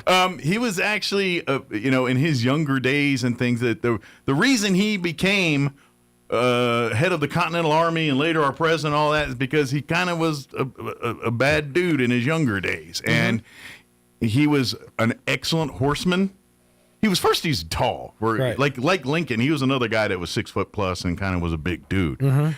But he was an amazing horse rider. There's known stories of his marksmanship, and so they put some of that on display during the battle where he's literally doing the side saddle, pow, pow, and you're like, whoa, and everyone's like, whoa, and I'm like, all right, this is maybe a bit Hollywoodized. Right. But he was very good at horsemanship, and he would pull stunts like this. I don't know if this is one of them, but something like that. Right. You know what I'm saying? At that time, too, we were dealing with, like, musket fire. So if you're doing, like, the side saddle shot thing, you only have one. Well, they had a pistol. Yeah. Oh. They had a one-shot. Like, officers and stuff carried one-shot. They don't carry muskets. I assume that everybody just... Not an officer or a guy. A guy on horseback generally doesn't have a musket. Had front loaders. A guy on horseback has a sword and a pistol. Nice. Until they get Civil War, then they get repeating carbines and all. No, I was looking up something because I remember I watched a thing about every president's specifically their favorite food, and I thought it was interesting. This one stood out, and I had to look up the name of it again. Washington's favorite food was hoe cakes. He loved hoe cakes. I would be very skeptical on those AI ones. This was like a whole historical record thing. Okay. But yeah, he's historically, like, he loved it's basically a pancake but made with, like, cornmeal and sure. stuff. And they said it, and this was again later in life, but largely was his favorite food because it was one he didn't really have to chew that much. Washington famously had terrible teeth. Yeah, and I don't know when all that, because I don't think in his young days that was not an issue. His teeth were made of wool. Well, he wasn't born with them. Eventually went that way. That was a big daddy reference. I think when he's younger, he has his normal teeth till they go off. But anyway, but it was to really show. I think people watch and realize that because most people say George Washington, he was our first president, and he was a Revolutionary War general, and that's about it. And I'm like, no. If you know how the man came to be the man, it's a pretty interesting story. Yeah. And his surveying gig and his family. And, right. And what I liked about it, too, was they, so Mount Vernon, that is, for people that don't know, Mount Vernon is George Washington's estate in Virginia. When you can go there to this day and tour it. This is where he, basically was the first White House, because there was no White House when he was the president. The first presidential office was there at Mount Vernon, where his whole thing is. Now, that property is Washington family property, Mount Vernon. The movie picks up where his dad has just died in months before. His mom is there, and then his older brother, Lawrence, who is a British officer in the British military. He is and he ends up back because he's actually a British officer. Because he's got title, he's got land, and that he checks all the boxes to do that. And so his brother Lawrence is running the plant, but it's Mount Vernon. It's the Mount Vernon property, but you see it in the movie, and this is what I liked about it. They show Mount Vernon like what it would have been in 1755, right? Not when Washington took over the property. George took over the property and ran it. Was it filmed like on location? No, I doubt it, because they couldn't do it. At least the Mount Vernon house looks, the way it looks today, looks light years different than it would have looked in 1755. I would imagine, because it has to be like, it has a parking lot. Well, you have to, no, not even that. This is George Washington owning it. This is pre-Martha Washington getting in there. This is pre the President of the United States. Sure. It was a plantation. It was a homestead with a very modest house. Right. And if you look at it today, like the house that's there, it has painted walls and stuff. Painted walls in the turn of the century, 1800s, late 1700s, was like uber luxury. Oh, sure. And so you had to have enough, beetles to crush up to get the right Mount color. Vernon did not look like that in 1755, and so they kind of did. And so I was like, I could appreciate. Oh, okay. They didn't just go to Mount Vernon and say, "Here's Mount Vernon," and stick it there. Like it wouldn't look nothing like that in 1755. Right. They took that attention to detail into account. I can appreciate that. Yeah, but it was a good movie. It's a very good movie. It's still playing here in Roswell, as I know, at the Galaxy 8. I don't know if it's down at the other one or not. I saw it on the Galaxy 8. So mine was a largely much more mindless experience. Yeah. We yesterday took the kids to see Minions and Monsters. Yeah. But the cool thing was we went to the Icon, and I haven't been down there in a quick. I mean, I drive by there all the time, but I haven't been inside there. It's been a while since I've been in there. A minute. They still have ice cream? They still have, they have their full concession and stuff. They still have the popcorn dispenser, so it's all you can eat popcorn, refills on drinks. I want an ice cream sundae when I go see a movie, and that's about the only place you can do that. But it's crazy because they're, for those who don't know, currently under construction because half of the building is being turned into a trampoline park. Ah, okay. So you go over there and you just see rolls of material. Like that are set up to be the bounce. So did they lose some theaters? Yeah, they're going to be down to I think 3 theaters. Okay, 3 active theaters. All right, 4, maybe 4. I'm not sure exactly, but yeah. So can you go see movies and trampoline, or are they 2 different businesses? I believe it's going to be like there's like packages. Like I'm sure they're going to do like birthday things. Like we were already talking about. He's not listening. We were already talking about Hunter's birthday party, and we're going to probably do it up at one of the. Hey, don't tell Hunter. One of the tramp parks. They're making some serious ground on the one up north. Yeah, by the Sam's Club. Yeah, the place is it's already a building. I mean, shoot. But I don't know. I've been dangled these carrots for so long. I'm just like, oh sure, whatever. Yeah. Just because of the building don't mean anything. Oh, that sign was there for a long time. I'm still waiting on that Hooters. I know. Golly. I was just gonna say when we're supposed to be getting a Hooters from what I saw. Oh man, some wings, dang it. That's right. That's all we're here for. It's just like I read, the Playboys for the articles. I gotta be honest. I legit, every time I've gone to Hooters, I've been disappointed. Like, every time I get food there, it's never good. It's really not. It's never good. No. And they're like, well, the wings are great. They're all right. They're meh. Hot sauce fixes everything. I will say this. They had big, juicy wings. Not trying to pun nothing. Like, I remember their wings being more meatier than what you see at, places nowadays. But well, you gotta make sacrifices. That's true. The wing meat is more expensive these days. That's true. The breast meat is a lot cheaper. So. Well, Boneless chicken. They've invested in breast meat versus wing meat. Boneless wings aren't wings. Down that hill. All right, it is 8:20. We're going to replay our interview we had with Megan Rock from the Roswell Public Library. She joined us on Friday. They are wrapping up. They got a couple weeks left in the summer reading program. Still can sign up, though. Yes. Still got a few weeks of entertainment to take advantage of. And so we talk about that and some other things. We'll play the interview for you here in just a bit. Before we do that, let's get you up to date on the weather. And we might get some rain, like all week. There's highs in the 80s this week. I know. I saw. I'm like, what is going on? God bless us one and all. I love monsoon season. See. I'm meteorologist Steve Hamilton with your Pecos Valley weather. We have a little bit of humid air getting in from western Texas, so we could see a shower or thunderstorm later on today. Afternoon highs topping out at about 90. Might get a shower or thunderstorm for the overnight hours, too. We'll be in the upper 60s, and then scattered afternoon thunderstorms popping up on Tuesday. Mix of sunshine and clouds right around 90. Sunny on Wednesday. That's your latest forecast. I'm meteorologist Steve Hamilton. Thank you, Steve. Currently 70 degrees here in Roswell. Humidity is at 87% with winds out of the northwest at 5 miles per hour. We got chances of rain today, tonight, next couple days here. 20% chance for today, this afternoon. Mostly sunny. 91 for a high with southeast winds 5 to 10. Tonight we're looking at a 20% chance of rain, mainly before 9 p.m. Partly cloudy, overnight low of 66 degrees. Tuesday, a 30% chance at showers, mainly early before 9, and then again a chance in the afternoon. Mostly sunny otherwise with a high of 92. Winds out of the southeast 5 to 10. Wednesday, we're looking at a 20% chance of showers for the afternoon. Mostly sunny, 88 for a high. Winds out of the southeast 5 to 10. Thursday, sunny and 87. Friday, we're looking at a 20% chance of showers with a high of 89. And then for the weekend, a 20% chance on Saturday with a high of 92 and a 20% chance on Sunday with a high of 94. All right, 8:22. We're going to take about a 3-minute break here, and then our interview with Megan Rock from the Roswell Public Library on the other side. Don't go away. You're listening to Mornings with Mike Winters.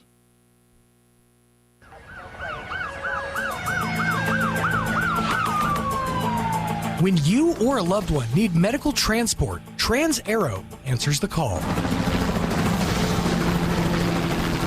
Trans-Aero Medevac operates 3 rotorcraft bases and 1 fixed-wing base in southeastern New Mexico, allowing them to respond quickly to emergencies across diverse terrains.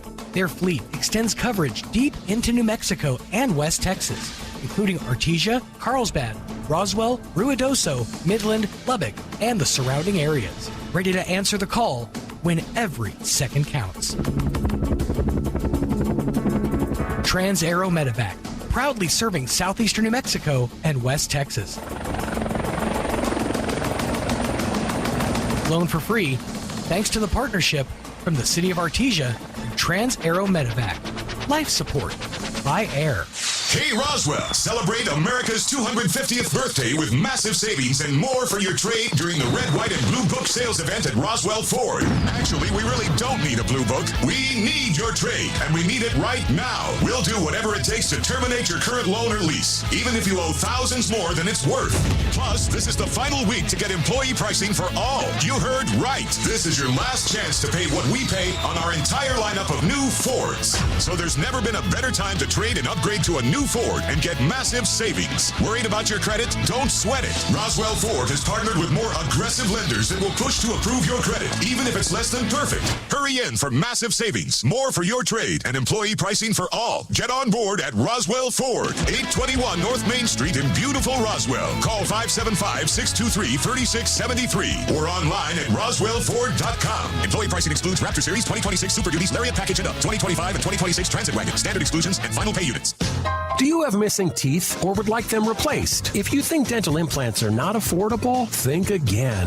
At Maupin and Brown Dentistry, their goal has always been to provide the highest quality dentistry in a state-of-the-art office at a reasonable price. They routinely treat patients that have traveled out of town for a consultation but cannot afford the treatment quoted. If this sounds like your story, come in today. As one of New Mexico's largest users of the world-class Nobel implants, they're able to purchase in volume and pass the savings on to you. So if you're missing a tooth or have loose dentures, call today for a free evaluation, which includes a free 3D x-ray. You'll be given treatment options and an honest evaluation with no hard sell, no arm twisting. But don't take our word for it. Just ask one of the thousands of patients they've treated. Maupin and Brown Dentistry, your choice for experienced, affordable, state-of-the-art dentistry. Call 627-0141 or visit maupinbrown.com. Here's a Mornings with Mike Winters fun fact. Bamboo plants can grow up to 36 inches in a day. So if you're told you're growing like a weed, you can say, no, I'm growing like a bamboo.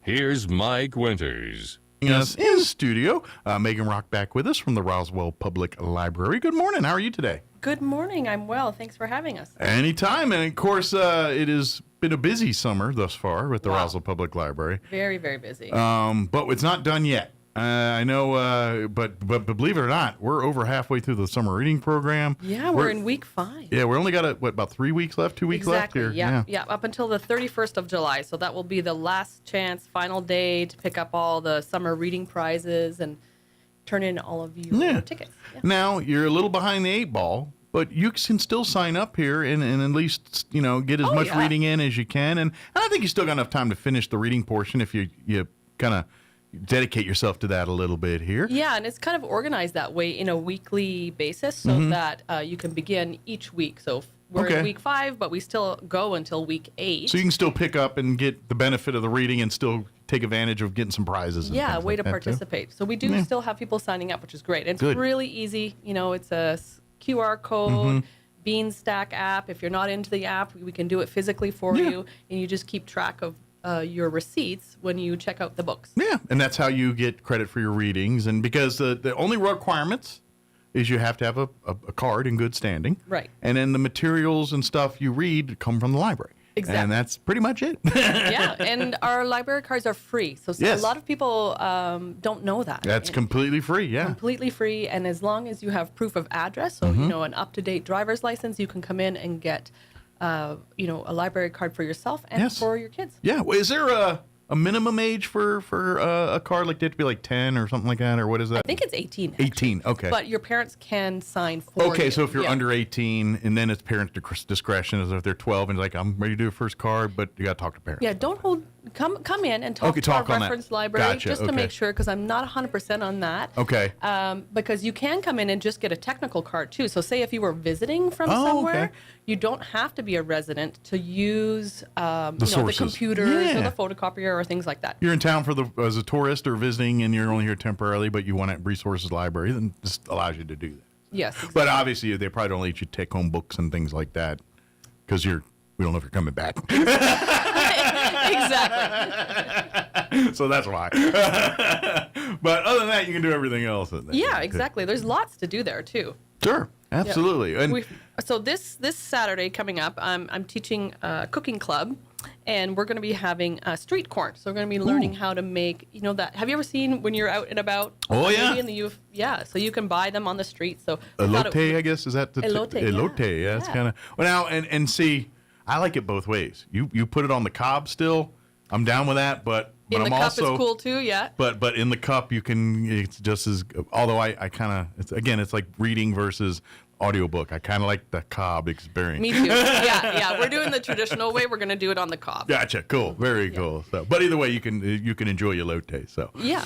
But so you can come learn if you've never you always maybe tried it like fairs and stuff. Exactly. But it's never had a chance so to learn. Delicious. Yeah. And there's different variations, So I think it's like a family thing. Like there's a general consensus on how to make it, but as far as seasonings and stuff, that's where it varies from families. Lime, no lime, cilantro, no cilantro. But so imagine if you don't know a base, this will teach you a base, and then you can adjust tweak it to your liking and yeah. stuff. Yeah, absolutely. And it's easy enough of a recipe that students can come in and actually do the cooking themselves. Excellent. So we're trying to do courses and recipes and things that the children can actually facilitate instead of it just being assembly, that they're learning how to cook. They're learning how to measure. They're learning how to use, knives and crinkle cutters and Cooking stamps. is math and science, folks. Exactly. So we're trying to elevate that. Yeah. And then also, I don't know if you've seen what's been going on with all of the construction in front of the library. We've got our children's garden going on, Yeah. and that's well underway. But as a portion of the children's garden, we're going to have a veggie garden, vegetable garden. Oh, very cool. And so we're hoping to have grow a salsa garden, so we can grow the components of a salsa. To get some tomatoes and peppers and things. Yeah. And then have them bring it into the cooking class. Nice. And see, a little farm to fork. Absolutely. Yeah. Because you could go, onions, tomatoes, some kind of peppers. Yeah, some peppers. cilantro, some peppers. Yeah. Yeah. That's quite a neat little ingredient collection. So, and a good starter garden. So, yeah, it works out pretty good. Yeah. Yeah, we're excited about that. Right now, I'm working on a grant, and that is from the New Mexico Outdoor Equity Fund. Okay. And it's in hopes to expand the children's garden and the concept of the veggie garden to xeriscaping the whole grounds of the library. Now, this is just a dream. We're just dreaming at this point. This is like a long-term, end game. We would like to see it look like it. Exactly. Yeah. And so that we can have that outdoor environmental component into, native plants, pollinator gardens, an herb garden, rainwater catchment, low water gardening, so that the whole library and inside and out is a learning campus. Cool. So we're working on getting it so that it could be a demonstration garden. I'm working with the master gardeners and what we hope is it inspires the copycats. You see, oh, look, they're doing it at the library. I'd love to do like this at my house. Yeah, and or do it at my home. We have the resources and the people within our community to facilitate that. Yeah. So I'm looking for letters of support for the grant, if possible. Please contact me. I can give you the details just to include. I can even send you a sample letter. But I think it's a great idea. Yeah, my email is mrock, so that's MROCK 4773 at roswell-newmexico.gov. Very good. And if you don't remember all that, get it to us. We'll make sure it gets to Megan here. Okay, thanks so much. Yeah, or the library. Give us a little ring at the library. Yeah. We will put it in the hands of the right people. Wonderful. And I love that. That's great. Please support that kind of thing because this is the thing that I and this is why I love having the library on every month is because there are so many resources for your family or you as an individual to learn. To get to a place you're trying to go to, all free of charge. Yes, I'm all for schools and higher and college, all good stuff. But for people that can't afford or can't, that's not a possible route for them. The library is a great tool for you for your own self-education, your own self-platform, and to find your next interest, your next hobby. People get into gardening because someone showed them gardening. You know what I mean? They just weren't born with the thumb for gardening. They may have the natural abilities and things, but people get an interest because someone showed them about it, and it's fascinating. Yeah. I don't to me, especially as an educator, to watch the children make those connections, even the adults to make those connections. I had some nice feedback from one of my classes. Some of my students or the learners in the class, or the STEM class, we taught about worms and vermiculture. And that one of their mums came back to say, you know what, we went out to Bitter Lakes and they were having a class out there and my children were teaching other children about worms. And that's the highest compliment you can get as an educator. Yeah. And that's awesome. I really enjoy the job and the position. So this Saturday, we're doing the cooking club, but next Saturday, the 18th, we're doing a class, a STEAM class on fossils. Okay, cool. So we have some real fossils on hand. We're going to be doing sorting of different fossils. We'll be doing a little bit of digging and then imprinting, making our own fossils. So it'll be fun. Come on down. It's at 11 o'clock. It's on the 18th. Absolutely. It's free. Kids for all ages. I have adults come to that class. Yeah, I have families. people like getting dirty. Yeah. Yeah, for sure.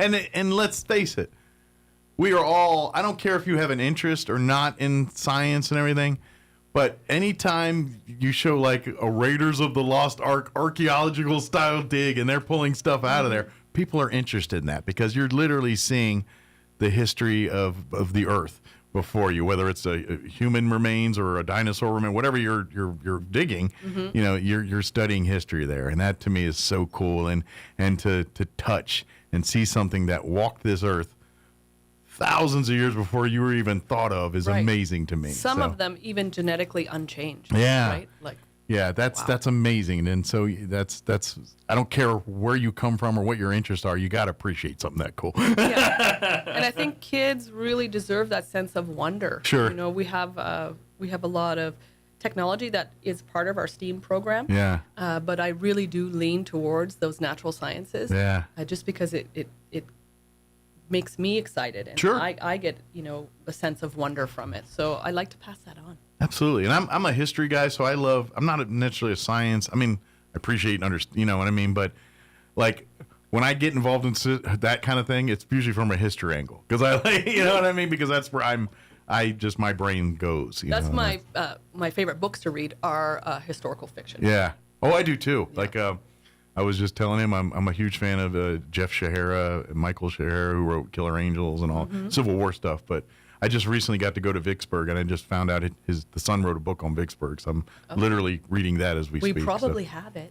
Probably. I didn't know it existed. I just happened to be in the gift shop and said, "Oh, there it is. I'm buying it," and I bought it. You know how you do that. Yeah. It's nice to add to your collection. Exactly. Yeah. But yeah, if I probably would have looked, I probably would have found it there. I just didn't know it existed. It was pretty cool. But anyway, that's my jam. And talking about books and our preferences too, we have our Books and Bites Club, and so this July on the 1st, we just had it, and we met for Disappearing Earth by Julia Phillips. But upcoming for August 5th, if you're interested in the book club, we're going to be reading The Lost Apothecary by Sarah Penner. Oh, nice. And the idea is that you get to read the book by August 5th, and then you come in. But this is like it's no pressure. The book club it's not an assignment. It's not homework. It's enjoyment. It's for enjoyment, exactly. And it's designed to really, if you're a person that loves to read, and I know that as an avid reader, you tend to pigeonhole yourself. You find your favorite genres or authors, and you tend to start reading that. And then there's a whole world of good stuff you just tend to miss. And book club is to really say, hey, there's other stuff out there that maybe you just didn't spot your radar. Let's explore that one. Yeah, exactly. So then in September the 2nd, we're going to be reading Blackdom, and it's on New Mexico. Right. That's by Timothy Nielsen. That's some great history there. Excellent history, the communities there and the history there. It's great. We have presentations on that each year as well. But, book club, it's free. We serve food, snacks. Yeah. It's a comfortable place to come together and talk and laugh with other readers. And it's fun because the cool thing is you read a book, and then you have a perspective, and that's where book club is. You can literally get 10 people to read a book and get 10 different opinions or even interpretations of what you read sometimes. Exactly. And so that's what I really love about book club, because sometimes you're like, you know what? I would have never thought about it that way. But then when I do, I see that point there, and that's a different perspective I've never, that evokes those types of things. Yes, and evokes, understanding and community. Sure. Yep. Yeah, and realize it's fantastic.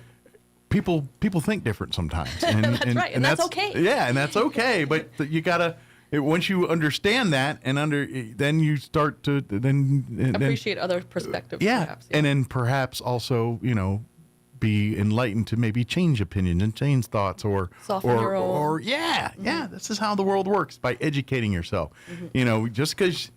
And this is the lesson I've learned growing old. When you're a kid and you're taught things, and and I'm not saying a lot of that stuff's not set in stone, but as you get older and you're like, okay, maybe that wasn't the logic that at the time it makes sense, but now I'm seeing the bigger picture. That doesn't apply so much anymore. And so and wisdom has given me that tool now. Grateful for it. Yeah, absolutely. But how you get that sooner is really reading and doing things that aren't normally things you would draw yourself to. Right. I say the same thing in the world we live in with politics and all that. I don't care what your ideologies are. Watch all the newses that you agree with and the ones you don't agree with, because guess what? At the end of the day, you'll probably learn the truth. Right, somewhere in between. There's a balance. Exactly. And so, I would say this is how you look at book club and things like that. Yeah, it forces get out you to into use your those community, things. meet your community. We have some community builders that I wanted to mention. That's okay. Absolutely. So we have two local. Have you ever been to the Degenerate Coffee just right Yes, down here? Are you a coffee drinker? Yeah, I'm not, but I'm very, very much aware of them. Yeah. Okay, well, he's roasting his own coffee. Yeah. He's making his own syrups. He's very into partnering with businesses in the community. Yeah. And they kindly sponsored our summer reading program with hot chocolates for the kids. Nice. So Yeah, the kids probably aren't so much into coffee, but they'll tear up some hot chocolate. Yeah, exactly. So I'm that guy cream, too. I'll be drinking the hot chocolates too. But that's it's specialty too. It's really delicious. They got good stuff. I'm just not a coffee drinker. And then Area 52, the Family Fun Center. I forget what road it is out on, but is it Tilden? I can't remember. Tilden, yeah, exactly. I believe that's the Thank you.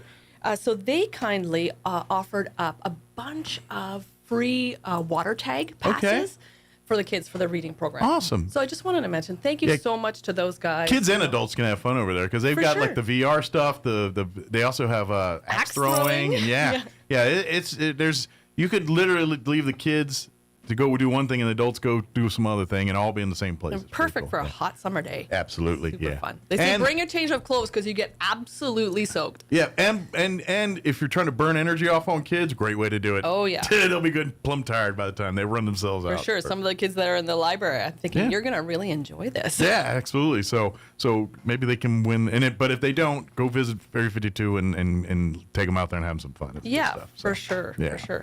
What else we want to put on people's radar? Well, today we've got at 11 o'clock popcorn and a movie. Okay. And then at 3:30 we've got the teen gaming afternoon, and we've have a couple people coming out there regularly. So that's great. Starting to get a following here. Yeah, the free. I want to say PlayStation 5. I think it's a PS5. I think when we talked about in the past. Yeah. And and it's kind of the game they play is based on the group at the time, right? Kind of. Yeah, exactly. Kind of like here's a choice of whatever the games we have. Mm-hmm. Y'all pick amongst yourselves which one you want to play today. Yeah, and it's supervised. Gotcha. But we reserve it for teens only. Gotcha. So no adults like hanging out. Yeah, around can't come in and glom in on the team time, or no 10-year-olds coming in on the teen action. This is for the teenagers. Yeah, it's reserved for them. Yeah. We have next week something really kind of unique on Thursday at 10:30 in the morning. We have the Georgia O'Keeffe Museum van. Oh, it's going to be in town? Yes, and they're going to be providing art for us to do. Awesome. It's going to be really interesting. Nice. I've never participated in it, so I'm excited. I love Georgia O'Keeffe. Yeah, well, she's an icon internationally, not just here in New Mexico. Right. And now I'm just curious. Do they bring some of some of her work going to be in there? Part of it, even the van is painted in her. Okay. Yeah, her genre. Well, you see this thing coming, I'm guessing. Yeah, exactly. It's not hiding. That's right. And we're gonna have snow cones. Cool. So you can have a snow cone when you come. Cool. That's 10:30 on Thursday. And then we have our regular programming on that same Saturday where I'm having the fossils class at 11. We have the garden club, and it is at 10. Okay. We also have at 10:30 Senior Planet going on. Okay. So we've got like 3 different classes that one day. Great. And again, notice not everyth's just for kids. This is for adults and everything else too. There's a little something for everybody at the.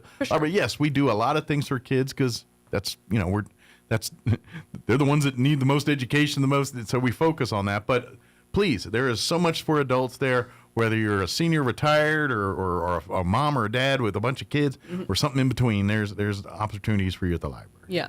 And it's planned purposefully that way. Yeah. And we have each of the staff members that are running these different programs are, passionate about them. It's their forte. Mm-hmm. So come on down. It's free. We have air conditioning. Absolutely. Well, and you mentioned the passion thing. And I know we've had multiple of the folks, coming on here, and you can tell they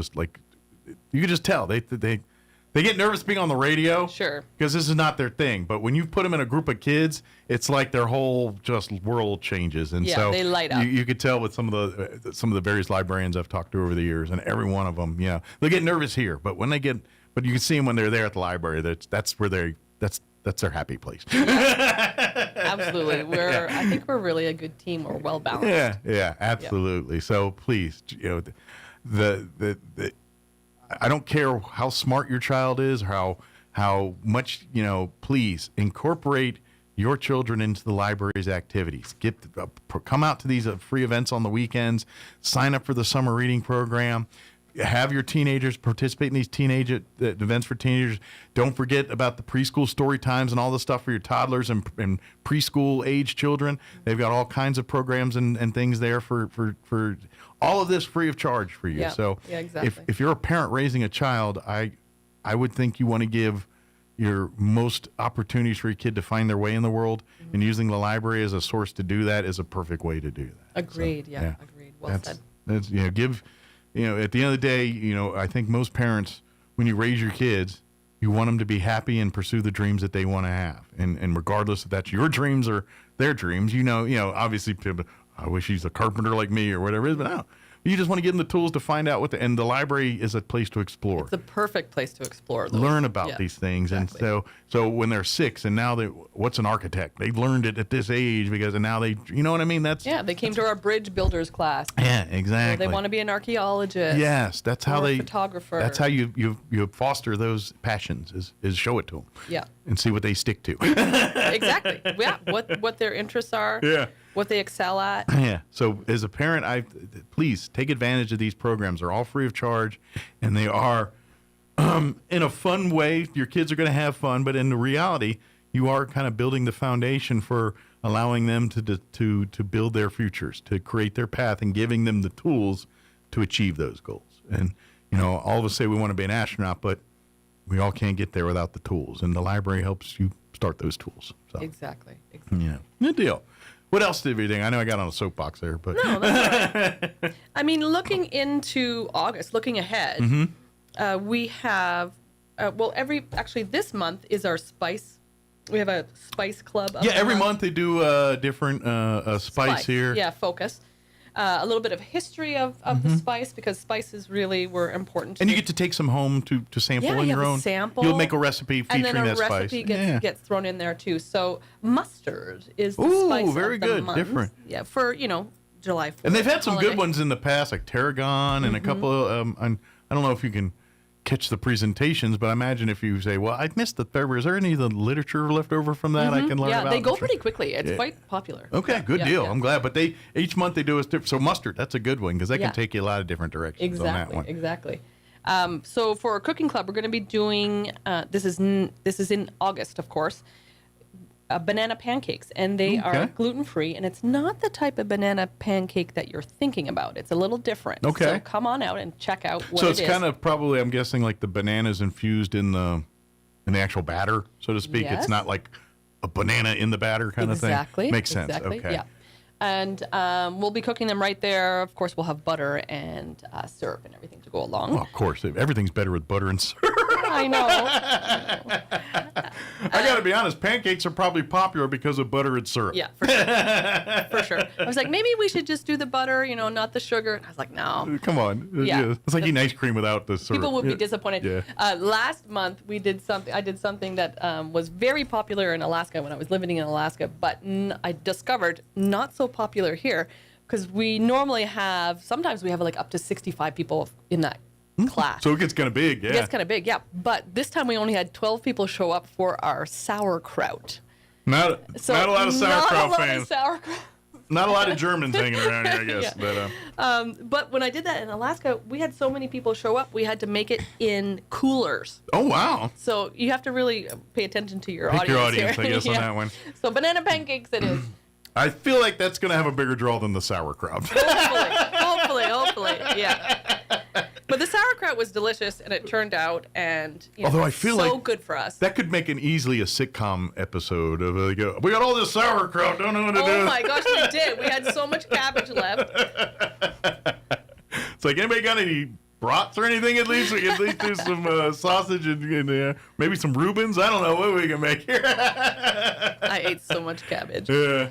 Okay, and then next we have in August for some of the STEAM classes, which I'm really excited about, is the camera obscura. Okay. Have you ever heard of that? No. So we're going to be making our own pinhole camera. Oh, okay. And I love so that, the photographers will be interested in that, I believe. I feel like that's like a lost art thing, because like that's stuff they taught when I was a kid and in our age, but because of technology in the world we live in, everyone's like, well, everything's on a computer now and digital and this and that, and everybody's got a camera in their pocket. So things like a pinhole camera, we lose that art by the wayside a little bit. So I'm glad that that's kind of coming back. It's like old is going to be new again kind of thing. Yeah, and they're going to work and they're going to function. Yeah. And maybe we could have some of our photos on display somewhere. Absolutely. Hopefully. Yeah. I love it. And it's really understanding because, photography back, obviously evolved over the years, but when you look at the early photos and some of those first photos from the 1800s, when photography was getting invented, this pinhole, so this is how you're learning the bare bones principles of photography through this. Yes, exactly. And also a lot of math is actually included in it. Yeah. So we're slipping in that math secretly. Yeah, it's you're slipping in like putting the peanut butter on the pill of the But yeah, that's pretty cool. I just when you said that, I was like, oh man, that brings me back to my childhood, and that's a cool thing. So yeah, so please, if you, I don't even care if you don't care about photography. That's a fun one to go to because if you love like the gee whiz, this to me this works. This is like this is like the stuff like when I was a kid, they had things like the potato clock that got you interested into science and things. This is that kind of stuff we learn. It's like, wait a minute, you can make that clock work off a potato? How does that work? And no, granted, that's about all you're going to do with that potato, but you get to learn science, electricity, and how all that works and all that. Yeah. Too. But it's pretty. But this pinhole's at very much of that. So please bring the kids out for that. So that's for in August, and things kind of tamper down a little bit because obviously August is back to school. Back to school, and a lot of parents and families are busy dealing with all that. Yeah, kind of stuff. and we have all of our regular programming ongoing. It's just that the summer reading program has shifts to gears.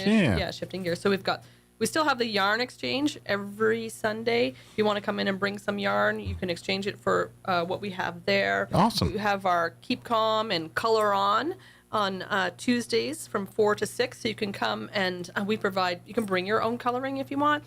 Or you can come and color with our pencils and coloring books. And this is like adult coloring. And this is, I mean, it's been a trend for several years now, but it's really, a lot of people use it as a kind of a stress reliever therapy, kind of like, people, you do things to get gardening or whatever. This is some people's stress relievers. They get out of your house, get up, come on down. Yeah, you can color on your own. You can color with a group. And so be warned, it's not like coloring as a kid. These pictures are a little bit more advanced and detailed. But again, you can draw on your own if you want. Sure, I mean, there's no rules apply. You do what you want. But it again, these are coloring for adults, and it's kind of, so it's a little different than what maybe you grew up to or you think it is. You're coloring with a pencil and not a crayon. Yeah, exactly. So we have on Wednesdays an adult crafternoon. We just had it on, what day is today? So we had it on Wednesday. Okay. So 2 days ago. So 2 days ago, yeah. And they were making crystal sun catchers. Oh, cool. Really pretty, really nice. Those are nice to put in the windows. And yeah, they put on a nice spread for everybody, food. We had probably, 6 or 7 people come out and participate. It was nice. Yeah. That's fun. Yeah. And there's always food. You have food. You miss all these food opportunities. Yeah. So trying to make sure people are, in our community that are taken care of. Well, and food always connects us. I don't care where you are, where you come from. You want to bring people together, do it through food. It works every single time.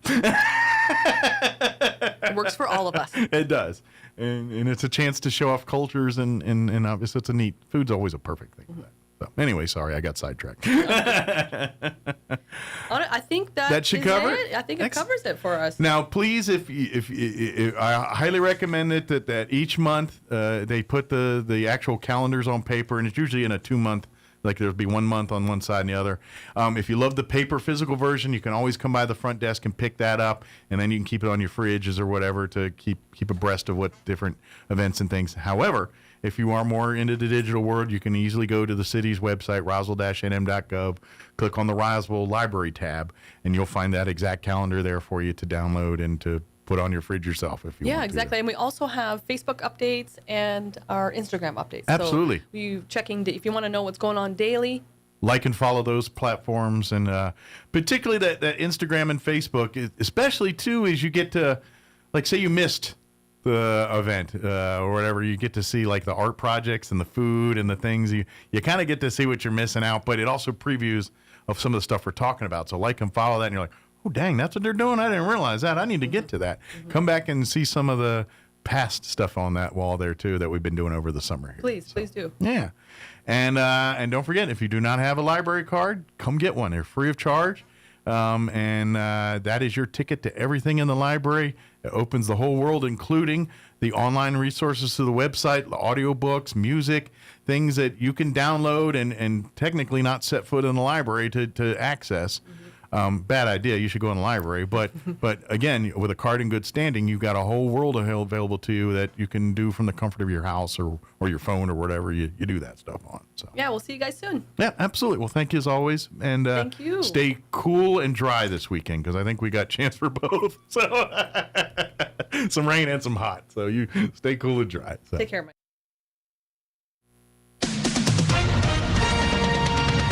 With SRN News, I'm John Scott. The preliminary findings regarding South Carolina Senator Lindsey Graham's death have been released. Senator Graham died after a rupture in his aorta, according to a preliminary medical examiner finding shared by his office. The rupture was related to the hardening of Graham's arteries. Senator Mitch McConnell has for the first time revealed what led to his hospitalization. McConnell said a fall was what landed him in the hospital 4 weeks ago. The statement comes after weeks of mounting speculation about the Kentucky Republicans' health. McConnell said he will not be returning to the Senate quite yet, but continues to work with his staff on Senate business. On Wall Street, stocks are mixed. The Dow had 38 points, the Nasdaq losing 205, and the S&P down 18. This is SRN News. I'm meteorologist Steve Hamilton with your Pecos Valley weather. We have a little bit of humid air getting in from western Texas, so we could see a shower or thunderstorm later on today. Afternoon highs topping out at about 90. Might get a shower or thunderstorm for the overnight hours too. We'll be in the upper 60s, and then scattered afternoon thunderstorms popping up on Tuesday.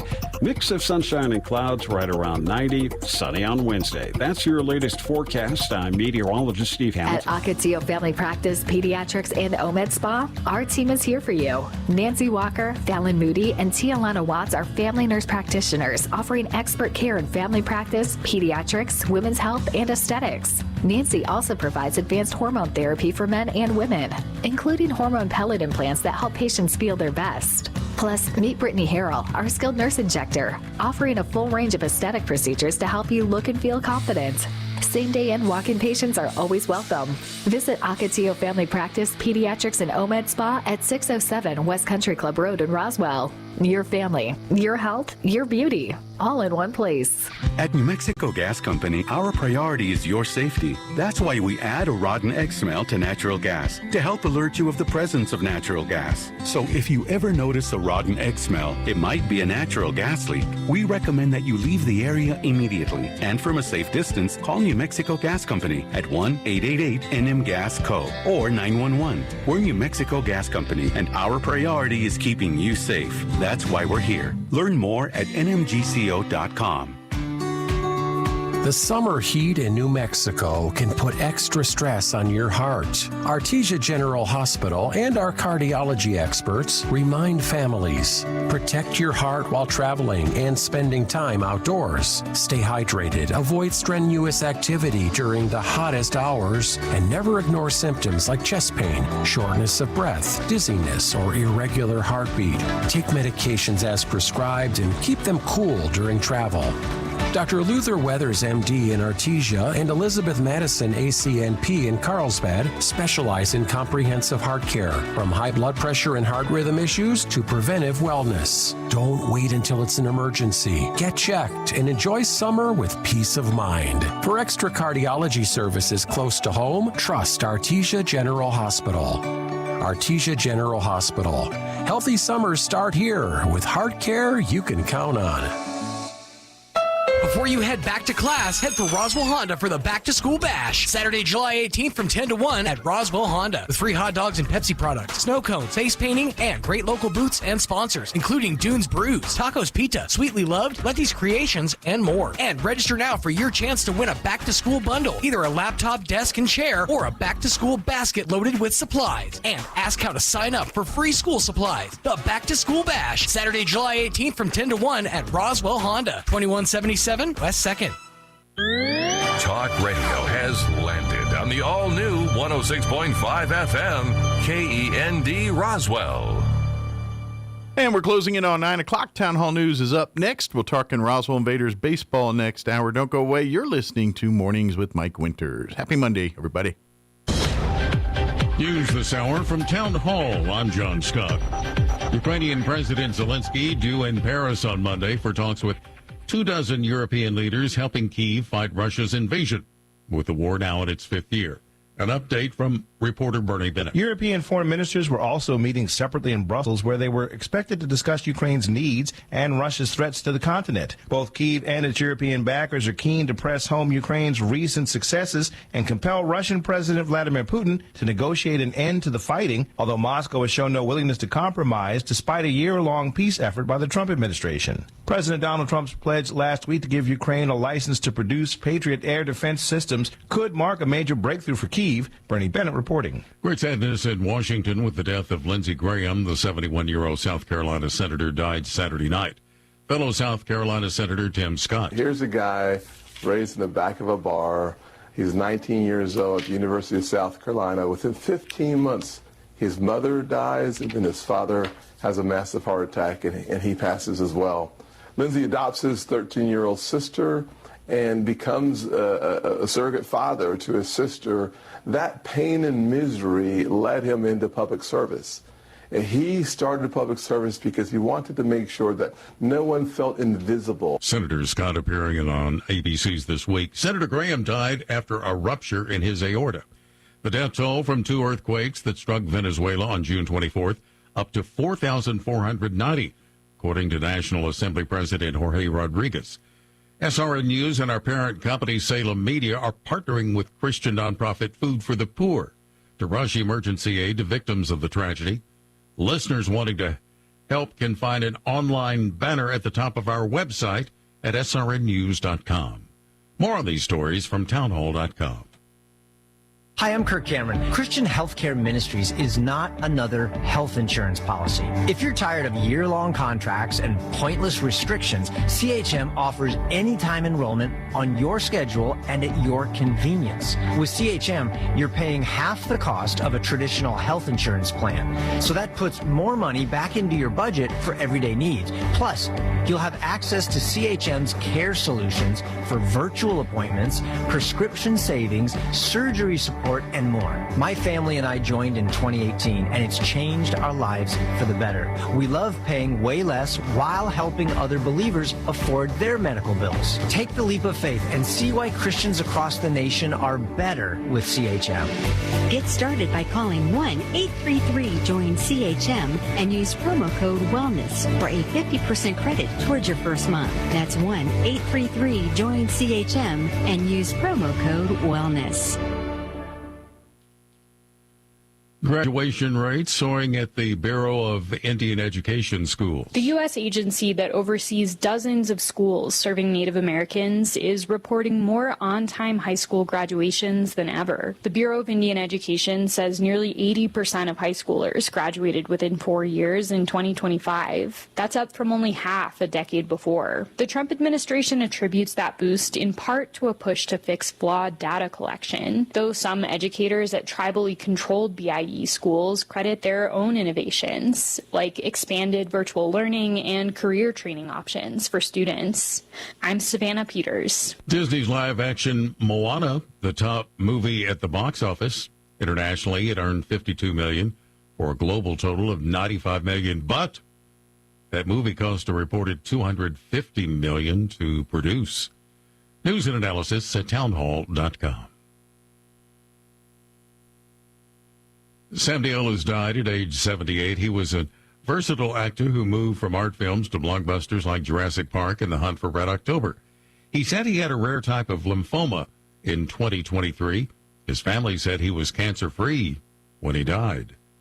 An unusual ejection in a WNBA game. Never let it be said women aren't fighters. Benicia Laney Hamilton was tossed from the New York Liberty's 93-91 loss to Toronto after she threw a shoe that hit opposing player Marina Mabry in the back. Laney Hamilton was actually trying to get the sneaker back to a teammate after it had fallen off. The errant toss ended up hitting Mabry, and after a review, the officials gave her a technical foul, her second of the game, for, quote, throwing a projectile on the court. Jason Walker reporting.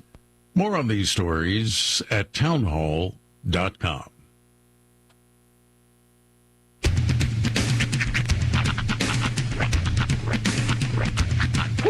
a wide, wide world of sports is going on here. I promise you, whatever scum did this, not one man on this force will rest for 1 minute until he's behind bars. Now let's grab a bite to eat. Yeah, come on. I feel the hot wind on my shoulder and the touch of a world that is older. I hit the switch and check the number. I leave it on and then I slumber. I hear the rhythm ringing through it. Flamenco guitar and cumbia music. I hear the talking of the DJ. The demolition, what does he say? I'm on a Mexican radio. I'm on a Mexican world radio. Broadcasting live from high atop the J.P. White Building in downtown Roswell, New Mexico. It's Mornings with Mike Winters on 106.5 Roswell's Talk FM. Is that what I sound like when I talk? Now, here's your host, Mike Winters. And good morning. It is 6 minutes after 9 o'clock. Welcome to hour number 3 of Mornings with Mike Winters right here on 106.5 Roswell's Talk FM. Happy Monday. Hope your day's going well. Hope you had a good weekend. Indeed. The weekend just flew by. I mean, I think it was just because it was rife with activity. Yeah. There was lots to do, lots to get to. Yeah. It was kind of nice to go out to a movie. I hadn't been in a minute to a movie theater and had popcorn. I gotta say though, it's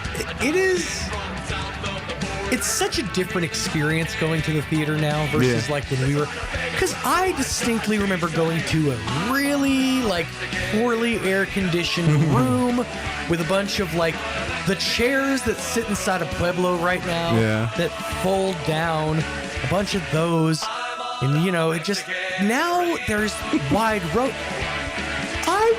I've become that guy, and I didn't want to, but I've become this used to be a. But like yesterday, we were sitting in Icon, which for those who are new to this town or those who weren't around long enough to know, that used to be a store called Alco. Yeah. Years and years ago, it was a department store. I remember buying touch lamps from there. Oh, yeah? Alco it was a fun little, decor store with so much more and all that fun stuff. I think their full name was Alco Duckwall. It was like a kind of a... But it came already. Yeah. It always felt super cramped in there. Like the aisles were really close together, and everything always just felt super cramped whenever you were in Alco. It was packed. But and I know that a lot of it comes down to drop ceiling and whatnot, but we're sitting at the very back of the theater in Icon, and it's like a gigantic theater. And I know this is only one of like 3. I'm like, it just blows my mind that they can fit all of this into that what used to be an Alco. Yeah. And but it's that with the reclining seats and the 4K immersive experiences and all that. It's just a totally different experience. And I was at the Galaxy 8 over the weekend, the other theater in town. And and they got the those big reclining. I didn't recline this time. No? I didn't feel a need to. I was like, no, I'm comfy like this. And it isn't. It's a nice. I mean, they're very posh to begin with. And but I was cold. I was freezing in the theater. But pull the curtain. My wife said, it was cold in there, wasn't it? I was like, yes, it was. But I'm not complaining. I was happy. But I was cold. I just remember you were talking about hot and sweaty, and I was like, I was actually cold on Saturday. What time did you guys go? It was the matinee one, like 1:40. That was it, the 1:40 showing. Okay, so about the same time. Yeah.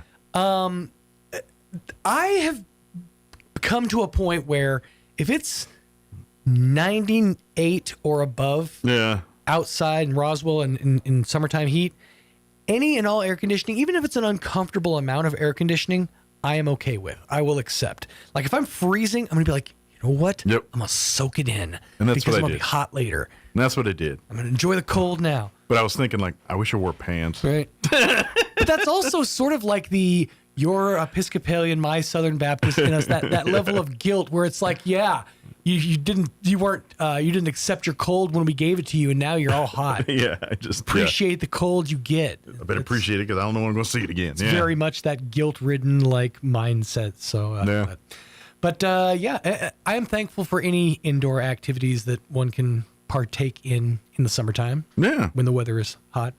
You know what else I found? And this kind of makes me weirdly happy.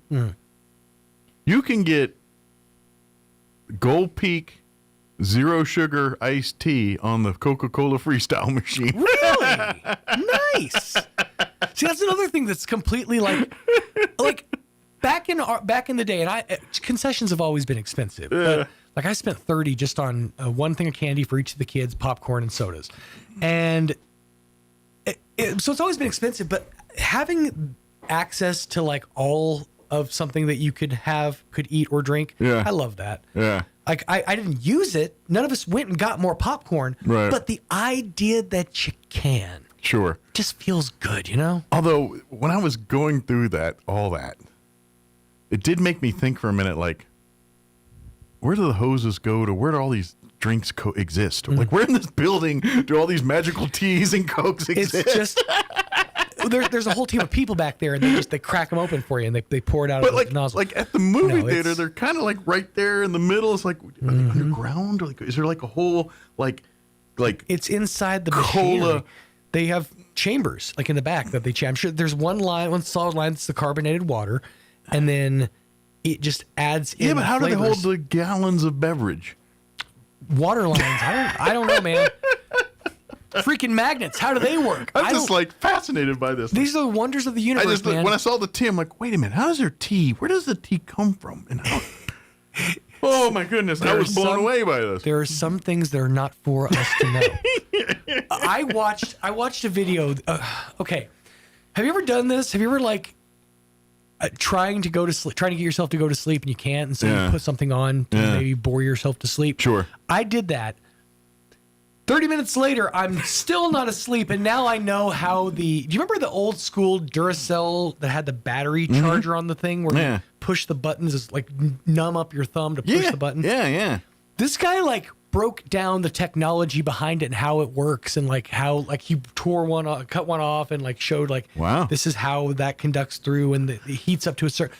And so 30 minutes later, it's like I'm still not asleep, and I know how batteries work.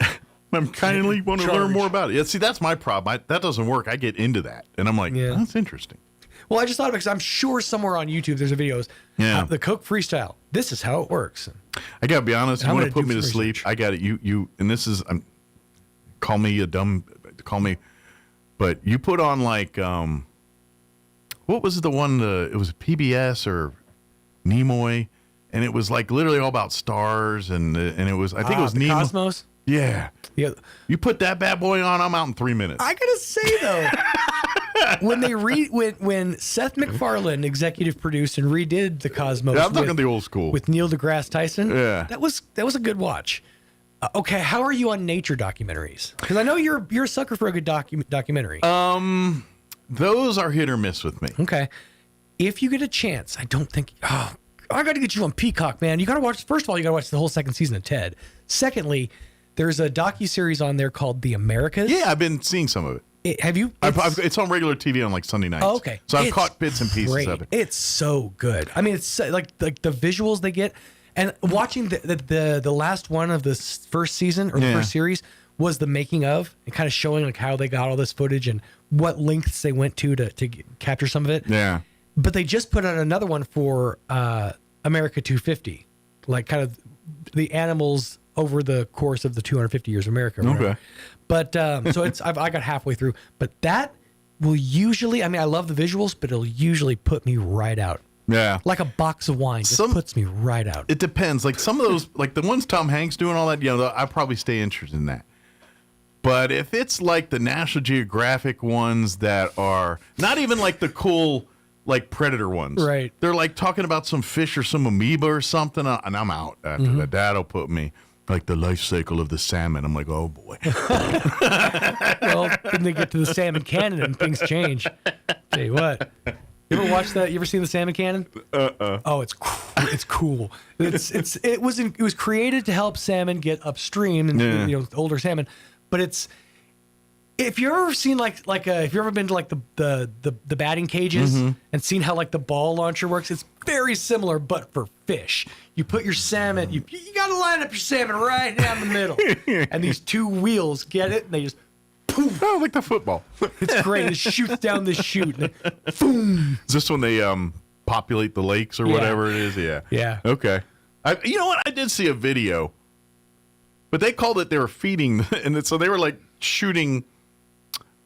Bait basically out the back, and it was just chopped up fish guts, and it was kind of revolting, but probably same concept as how they shoot salmon. Just the other way, and with whole live fish. Yeah, exactly.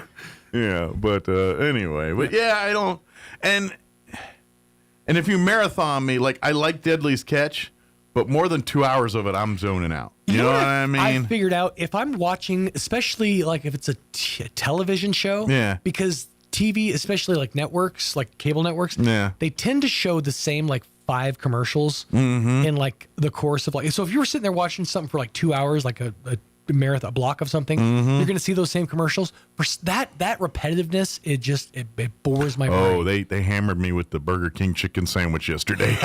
We've got them 3 guns way, it's back. And I was like, it never left. But now they got ones with bacon on it, and they were like, oh. And then I'm like, oh, that looks good. Then I go back to my show. Bacon, there's bigger jumps. Oh. I completely forgot to tell you. Yeah.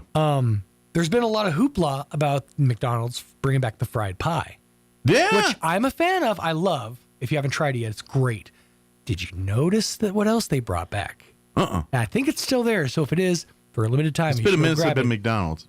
Blueberry and cream pie. No way. See, I knew they brought the fried pie, but I kind of not had it or forgot about it and think about it. But now that people are sleeping on the other pie because they're all amped up about the fried pie, I say go get one of each.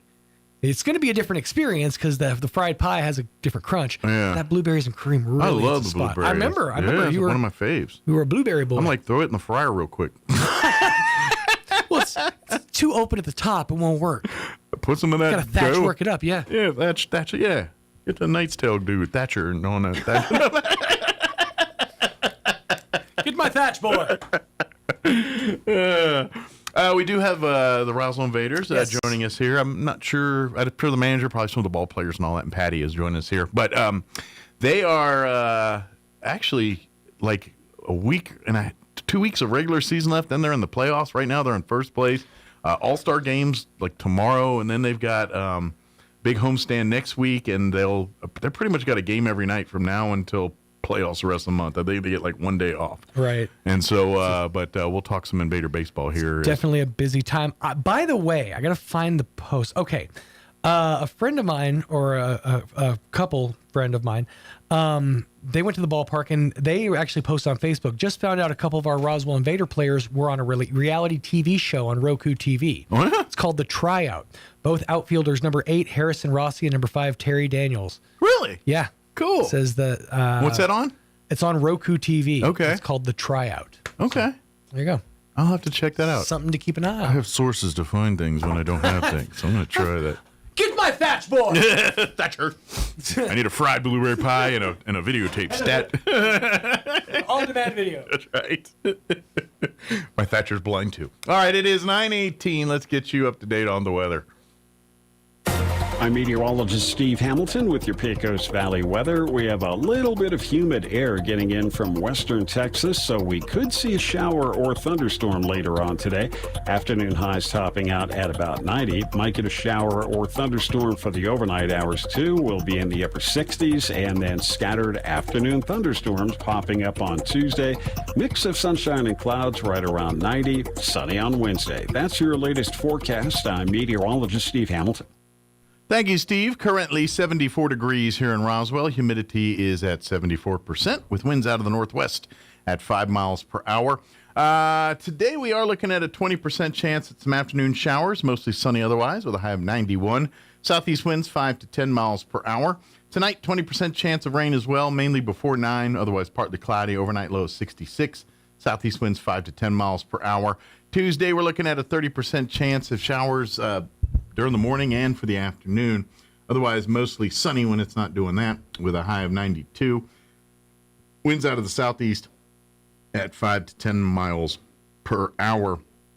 Wednesday, we're looking at, hiccups there, 20% chance of showers, mostly sunny, and a high of 88. Thursday, no talk of rain, just sunny skies and a high of 87. Friday, but Thursday night, a 20% chance. Friday, a 20% chance of showers and thunderstorms for the afternoon, otherwise sunny and 89. And then looking at the weekend, 20% chance of rain Saturday with a high of 92, 20% chance on Sunday with a high of 94. All right, 20 minutes after 9 o'clock, we're going to take about a 2.5-minute break here, and then we will talk Roswell Invader baseball on the other side. Don't go away. You're listening to Mornings with Mike Winters.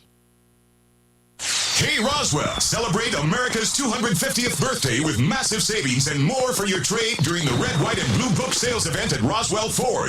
Actually, we really don't need a Blue Book. We need your trade, and we need it right now. We'll do whatever it takes to terminate your current loan or lease, even if you owe thousands more than it's worth.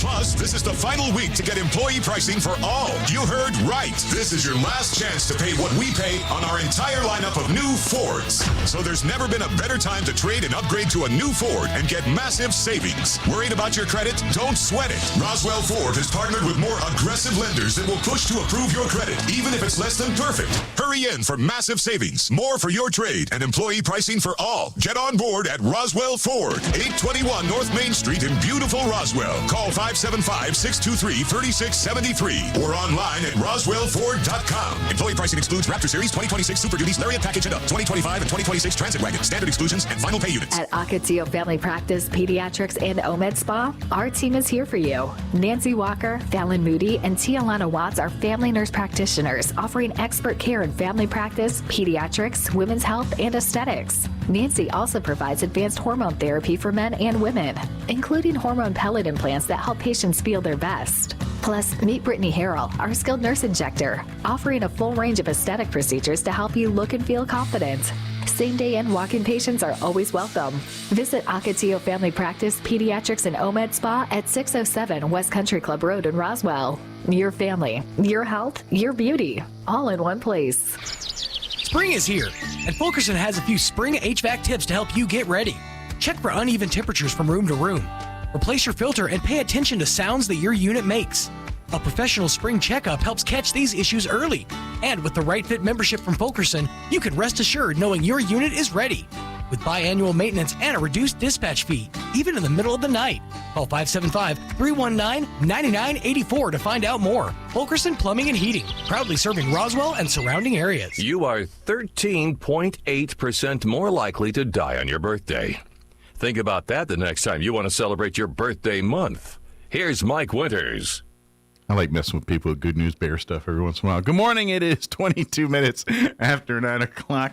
And joining us in studio this morning, of course, we have manager of the Roswell Invaders, Derek Dominguez, and we brought some of our players, too. I only caught like a couple names, so I think I'm just going to let everybody introduce themselves here. Go ahead, guys.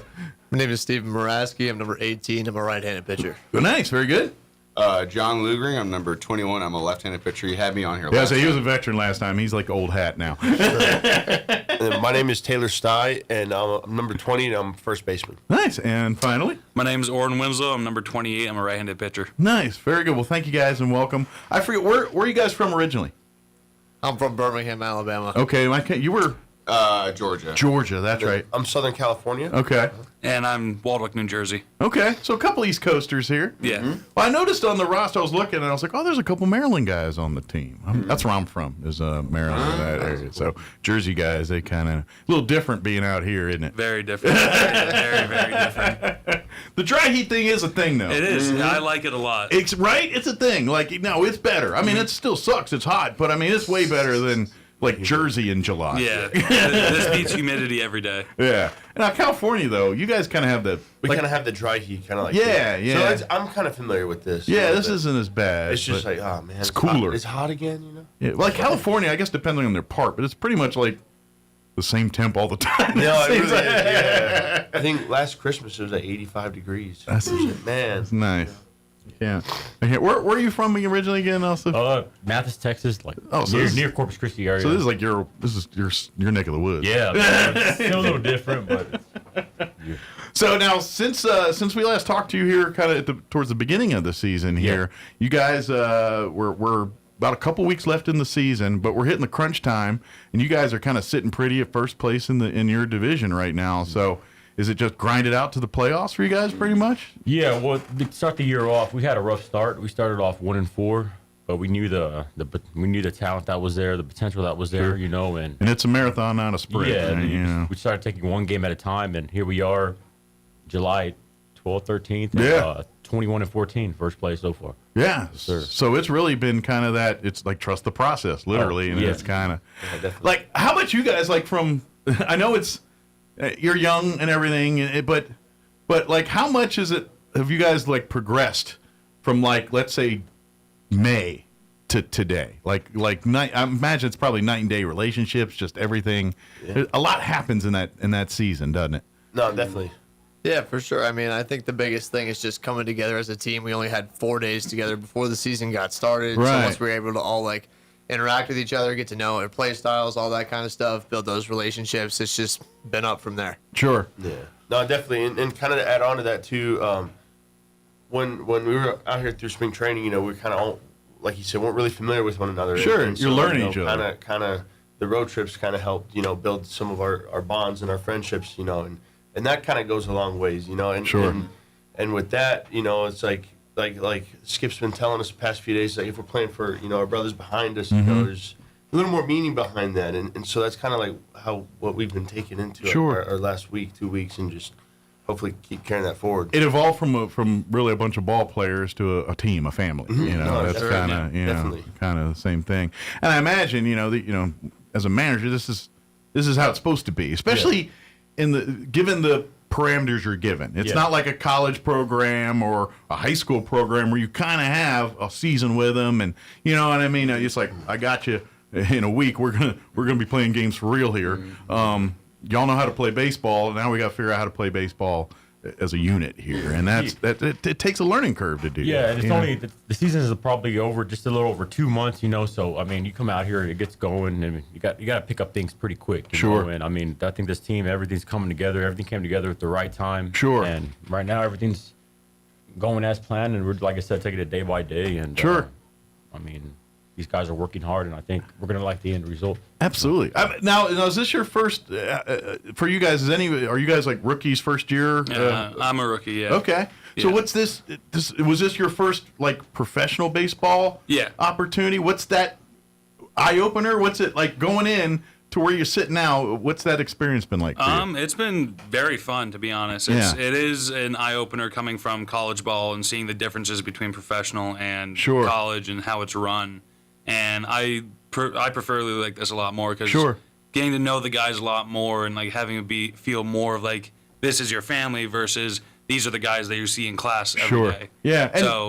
And there is that moment of like you're an adult now. Exactly. You know what I mean? That moment of like there's not going to be someone to wake you up in your college dorm. You're supposed to be here at 6 o'clock. You better make sure your butt's here at 6. You know what I mean? It's kind of it's that lifestyle is different. It's like, hey, I'm kind of my own responsibility now. And now, granted, as a ball club, your manager and players look out for each other, make sure that's what a team does. But at the end of the day, everyone's kind of if you're chronically not there, these guys are going to let you know that. One way. You know what I mean? We're having an argument. Who was late in here today? So what's the punishment?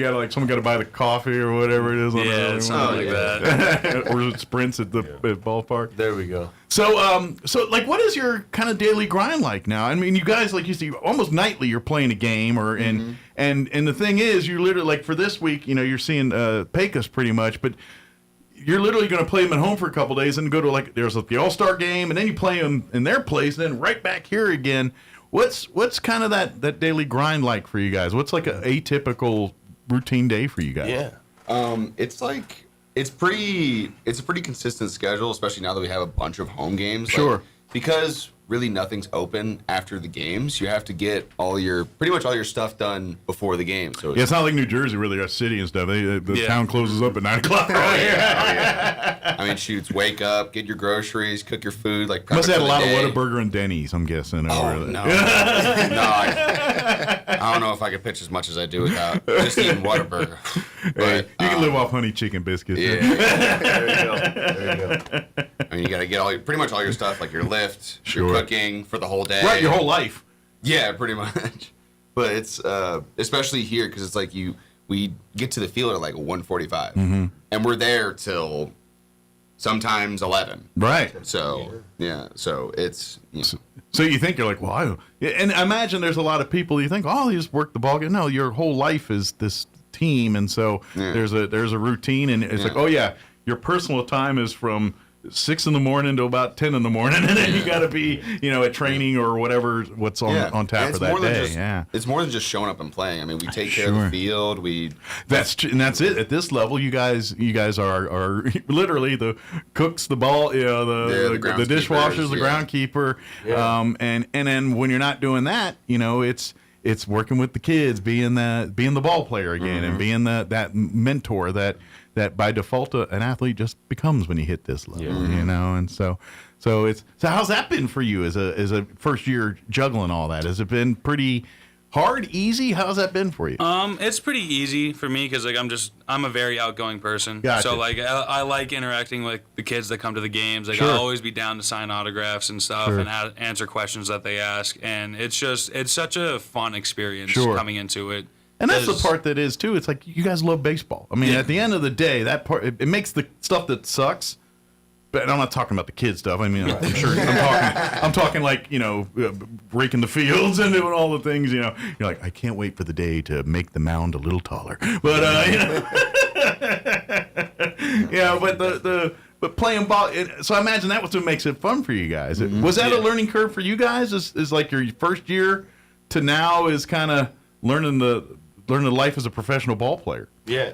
I mean, it's not too dissimilar, honestly, because, I mean, in college you do your own field work, and, I mean, you have, to get your lifts done in the morning and all that. It's not too dissimilar besides, hey, it's really you're spending more time at the field and less time at class. Right. Yeah, so. I was going to say, too, maybe in college, some of our games are maybe around, noon or 2 p.m. Gotcha. So kind of with that, you get there at around 10 o'clock, but with us, now our games are always at 6:30, so we can maybe get there a little bit earlier if we need to. So really, the lifestyle didn't change. It's just what you do is a little different. It's like where you would have been doing it with class or some college scholastic thing that turns into, more ball stuff and the events, the signings, the youth camps, all the other stuff that comes along with it. Another thing is a lot of these guys, they're young, they're so institutionalized. They're used to being told what time's practice at, what time's class at. Now you're an adult, you're on your own. Yeah. You got to figure it out on your own, get your work done on your own. If you needed more work, you got to show up early. And if you're one that likes to be regimented and it's fun, obviously, and some people, and that's the thing is you got to learn to, and no matter how much, and this is where you guys, you're probably learning this now. It's like it's free. We all want to be a freewheeler, free spirit. You know what I mean? I think we all want to live in the moment, but we all learn that if you want to succeed in life, you got to have some kind of regiment or some kind of routine. Whether you're strict about it or not, that's up to you. Yeah. But if without routine, you're going to fail at some point or not. And how much of that and this is probably the fun part for you a little bit too, is because you obviously you love ball and all that stuff too, but it's probably cool for you to see like these guys. You took them year one, and now you see them a year later, and you're like, they're a little bit more mature. I feel like I've had a little part of that. You know what I mean? That's got to be your kind of your.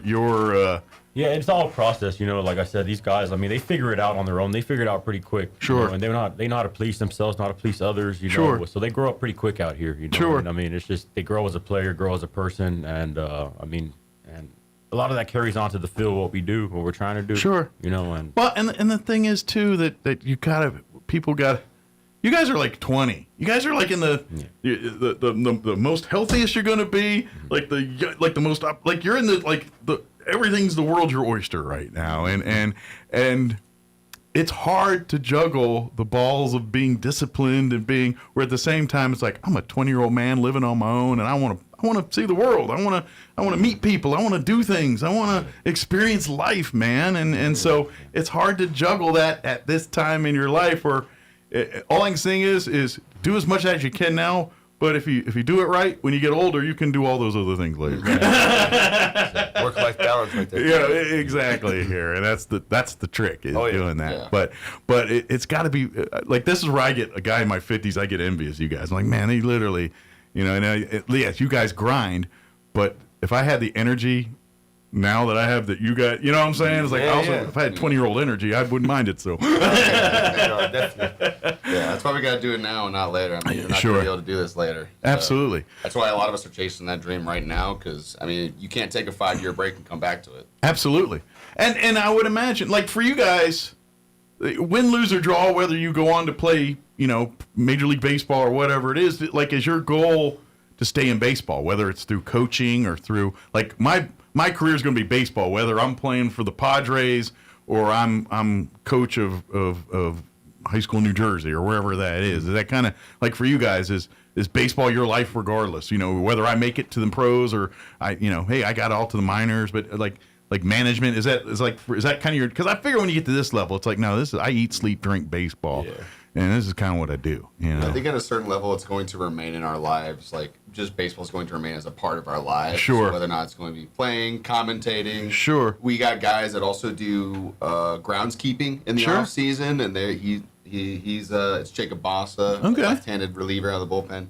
He's about to start a landscaping business when it doesn't work. He's actually applied for like a groundskeeping crew for the Brewers. Okay. So that would, he loves his turf. Remain a part of, I think on some level it's going to remain a part of our lives. Absolutely. No, but I mean, it's just it's going to be, because once you love it, and I imagine, like, for you, whenever, because there's going to be some point where you're like, okay, well, I don't move as fast anymore. I don't hit as fast anymore. I'm just, and that's where the mentor side kicks in a little bit, and you're kind of like, but you always.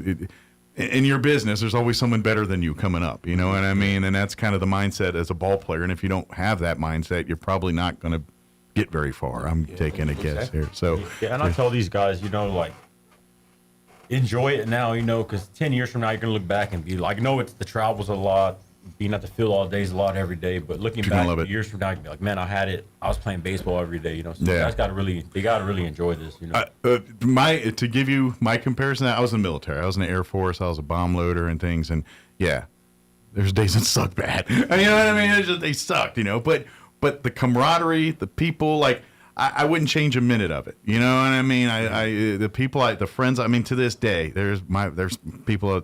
I don't get to see him or talk to him every day, but I take a bullet for him. You know what I mean? And that's the kind of stuff, and that's what you're building right now. Yeah. And believe it or not, you'll probably stay friends in some way, shape, or form for the rest of your lives in some way. That's the cool part. Whether you guys, find each other again on other ball clubs or whatever, you're gonna stay connected. For sure. And that's the fun part. And it's cool when you win a few championships doing it too. So which is what we really want to. We've got about 2 weeks of baseball here before we hit the playoffs. It's the last couple days of the month is when you all start your actual playoff run here, right? Yes. Mm-hmm.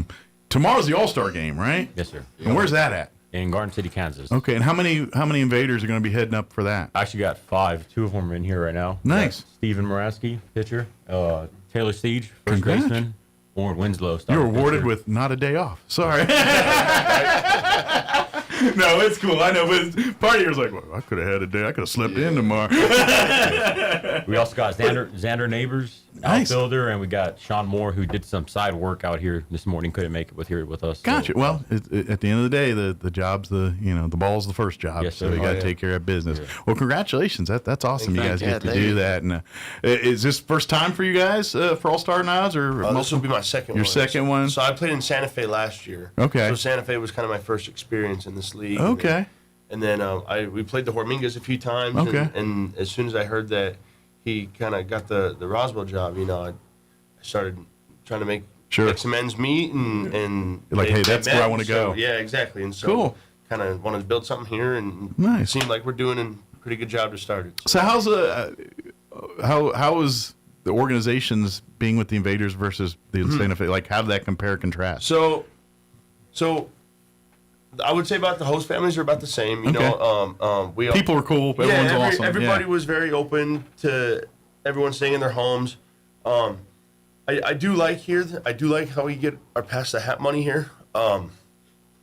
You know, I mean, yeah. You know, you hit a home run here, right? They pass the hat around, and we see that money at the end of the game. And sometimes, you know, that's just awesome. You know, sometimes it was what it was, and we weren't getting.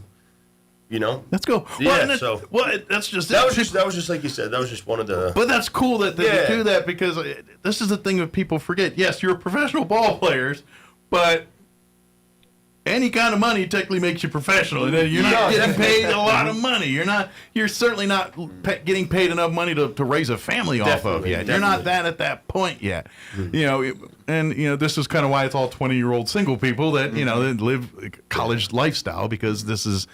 But that being said, you know, you got to eat, you got to drink, you got to live, and so to pass that, I think it's awesome that we support the players like that, because that makes it family. Yeah. That's what makes it family, and I guarantee you guys probably, especially when you get in front of the home crowds and things in those days where you're because there's always games where your stuff ain't working, you know, pitches ain't landing, nothing's going on, and that the crowd does break the slump or refocus the mind a little bit to put them balls back where they need to be, or make those throws you need to make. Or and that was something I was going to mention too. Is like the crowds that we've had last year compared to this year, it's night and day. Like I really do feel that the town here is baseball growing. Town. Yeah, it's growing. You know, and the word's spreading, and you know it's been awesome to see these types of crowds. And this is a historic ball town. I mean, with Joe Bauman Stadium and we're about to come up on the Little League World Series stuff. They're going to be doing the anniversary of that here in August, and I know you guys are involved in a lot of that kind of stuff too. And there's a lot of history there, and so it's great to kind of bring. You guys are kind of exposing that history to the kids a little bit. They come up to Joe Bauman, and then people are like, yeah, you see this ball game? By the way, we had, there's a big history of baseball in Roswell, and this is just the next generation of that, and so that's really cool. So. And I think these crowds that have been coming out lately have been helping really get these guys going, and I think you need to rally right now. Yeah, we'd like to have more people come out. You know, I mean, if they bring their kids, have them feel free to come out and say what's up to us. Well, you're a bad week away from not making the playoffs. Yeah. I mean, at the end of the day, that's kind of sure. You're at the top. Yes, but that changes quickly. You lose a few in a row, and next thing you know, you're fighting to get back in it, and that's just how that's life in the leagues here. Mm-hmm. But we got, I think, a game tonight. Yes, sir. And at Joe Bauman Stadium, and then tomorrow will be the All-Star game, so a night off there, and then I think you go to Pecos after that. We're back here. Oh, another home game back here on Wednesday. Okay. And then we go to Pecos on Thursday. And then you're at home for the rest of the season. Yes, sir. Yep. And that's pretty much every night, except for I think like one Sunday night you're off there. Yeah, we're off, and then if I invite you to go to RoswellInvaders.com website, or if that's not exact just type in Roswell Invaders, it goes right there. Mm-hmm. You can see the seasons left, get tickets, get gear, get your swag, get your Invader swag, and I'm a fan of the blue. Yeah, I like the blue. I respect the yellow, the green, whatever people want to call that. I respect it. It's aliens. We got to have it. It's kind of a thing. Yeah. But when the whole dang uniform, you look like a traffic cone, man. When you got to break that up. Man, that's a good one. Yeah, no, you got to break that up a little bit. I always thought for like a cool secondary uniform idea. We had the gray alien head on the top, and on the uniform and stuff. Because we wear gray pants on away games. Yeah. If we had a gray jersey, we could be like the gray alien. I love that. And to be honest, you would get the actual alien. Not the full hat people, but the UFOologists and those guys. Yeah, that's where because they're all like, this green is nonsense. They're grays. They get salty about that. People were really serious. Yeah, they get a little salty about it. Have were y'all in town any kind long enough to check out a UFO festival? Unfortunately, not. We had a way serious schedule at that point. So you guys were all away that time. So maybe one year y'all have a home stand during the UFO festival. No, we saw pictures and we saw what we were missing out on for sure. Well, I'm saying you could literally go in your. Y'all wouldn't even. You could be in the light parade, not need a light. Just get the green uniforms, and just walk down Main Street and them bad boys. They'll find us. But get tickets. Of course, you can get tickets at the ballpark each time. Of course, you can get tickets online and stuff too. Don't forget, come out there and bring the kids. Come early because a lot of times the kids can go out and play, have a catch with you guys kind of get to interact with the ball. And I'm telling you, the kids eat that stuff up. So bring the family out early before the games and things. Is there any more special? I know, every night you guys have throughout the season. Is there any more big ones coming up between now and the end of the season? We have group nights. I think pretty much. Yeah. Probably every night. I would say. I think different organizations or businesses sponsor and come out, and we'd love to come out and support those businesses too. And we do have a kids camp that got postponed that was set for July 7th, I believe. Okay. And now it got pushed back. We're doing it tomorrow. Okay. At 10 o'clock at our field, Joe Bauman. Okay. So if you at the Joe Bauman Stadium there, so. If you got the rain check, come on out. If you missed it, come on out. Exactly. Just because you missed the rain check, come on out. You call it a golden opportunity or a second chance here and come out. And it's a lot of fun. You guys, I know you guys dig it. You love working with these kids and getting it's a lot of fun. And the kids love it. It's like they get to it's their heroes are right here. Mm-hmm. If you think about it, when you were that age, whenever you were seeing high school players and college players, you're like, oh my God, these guys are so cool. Yeah. They're throwing so hard and the field is so big because you're so small. Yeah. It's like putting yourself. Yeah, you guys are giants, by the way. View to them. Putting yourself back on that moment makes you realize how important that moment is for a lot of kids to be able to just interact with them and give them the time of day. Sure. And I imagine that fuels your guys. Yes, you're baseball and you're kind of I do this and the grind and all this, and those are the moments that recharge the battery a little bit to kind of say, all right, this is why it's fun. It's like those days that it's more of a grind than fun. Those are the things that remind you, okay, this is why the grind is the grind, and this is the part it is, and that's cool. Yes, sir. Yeah, no, definitely. And we would love to, folks. And then I know we're set for this season, but folks, one of the big things that really helps this Invaders organization is becoming host families, and and this season's taken care of. But I know every year they're always scrambling for host families at the last minute. Oh, we need a few more here. It's not too early to talk about next season on that. If you're at the games this next couple weeks, come out tonight and you say, I'd love to learn more about being a host family. Guess what? There's going to be probably a bunch in the stands right there. You can talk to them about what the experience is like, and then, of course, sign up to be a host family. And I got to be honest, it's like having an extra family member that's really in shape and likes to help out with chores and stuff sometimes. How many of y'all get put to work? Yes, a few times. Yeah. You ever seen Grandma's Boy, the movie Grandma's Boy? It might be too old for you guys. It was what was that, early 2000s Doors? It's a good movie anyway. But anyway, there's a scene where the guy, the main character, he's works as a computer software game developer guy, but he had to move in with his grandma, but he's in shape. So now he moved in with his grandma and her three friends, and so she basically turns into the chore boy and has to clean out dead cats from everything. I was like, I kind of feel like y'all might watch that scene. You might relate. We'll do. And that's one more thing I wanted to mention. These host families that are helping these guys this year, they've been great to my guys, and we appreciate them. They love it as much as I'd say the families that do it get a bigger kick because it's nice that you guys come in and obviously you're well behaved, well mannered, and you come in and just integrate as part of the family in most of the cases. And then and I'm going to take a stab that you probably have long-going relationships with your other home families if they're not the same from this year. If you come back and this is your first year here, so new host, but I imagine you probably have a good relationship with your host family from your time in Santa Fe still, don't you? So that's you guys are just creating bigger families. Yeah.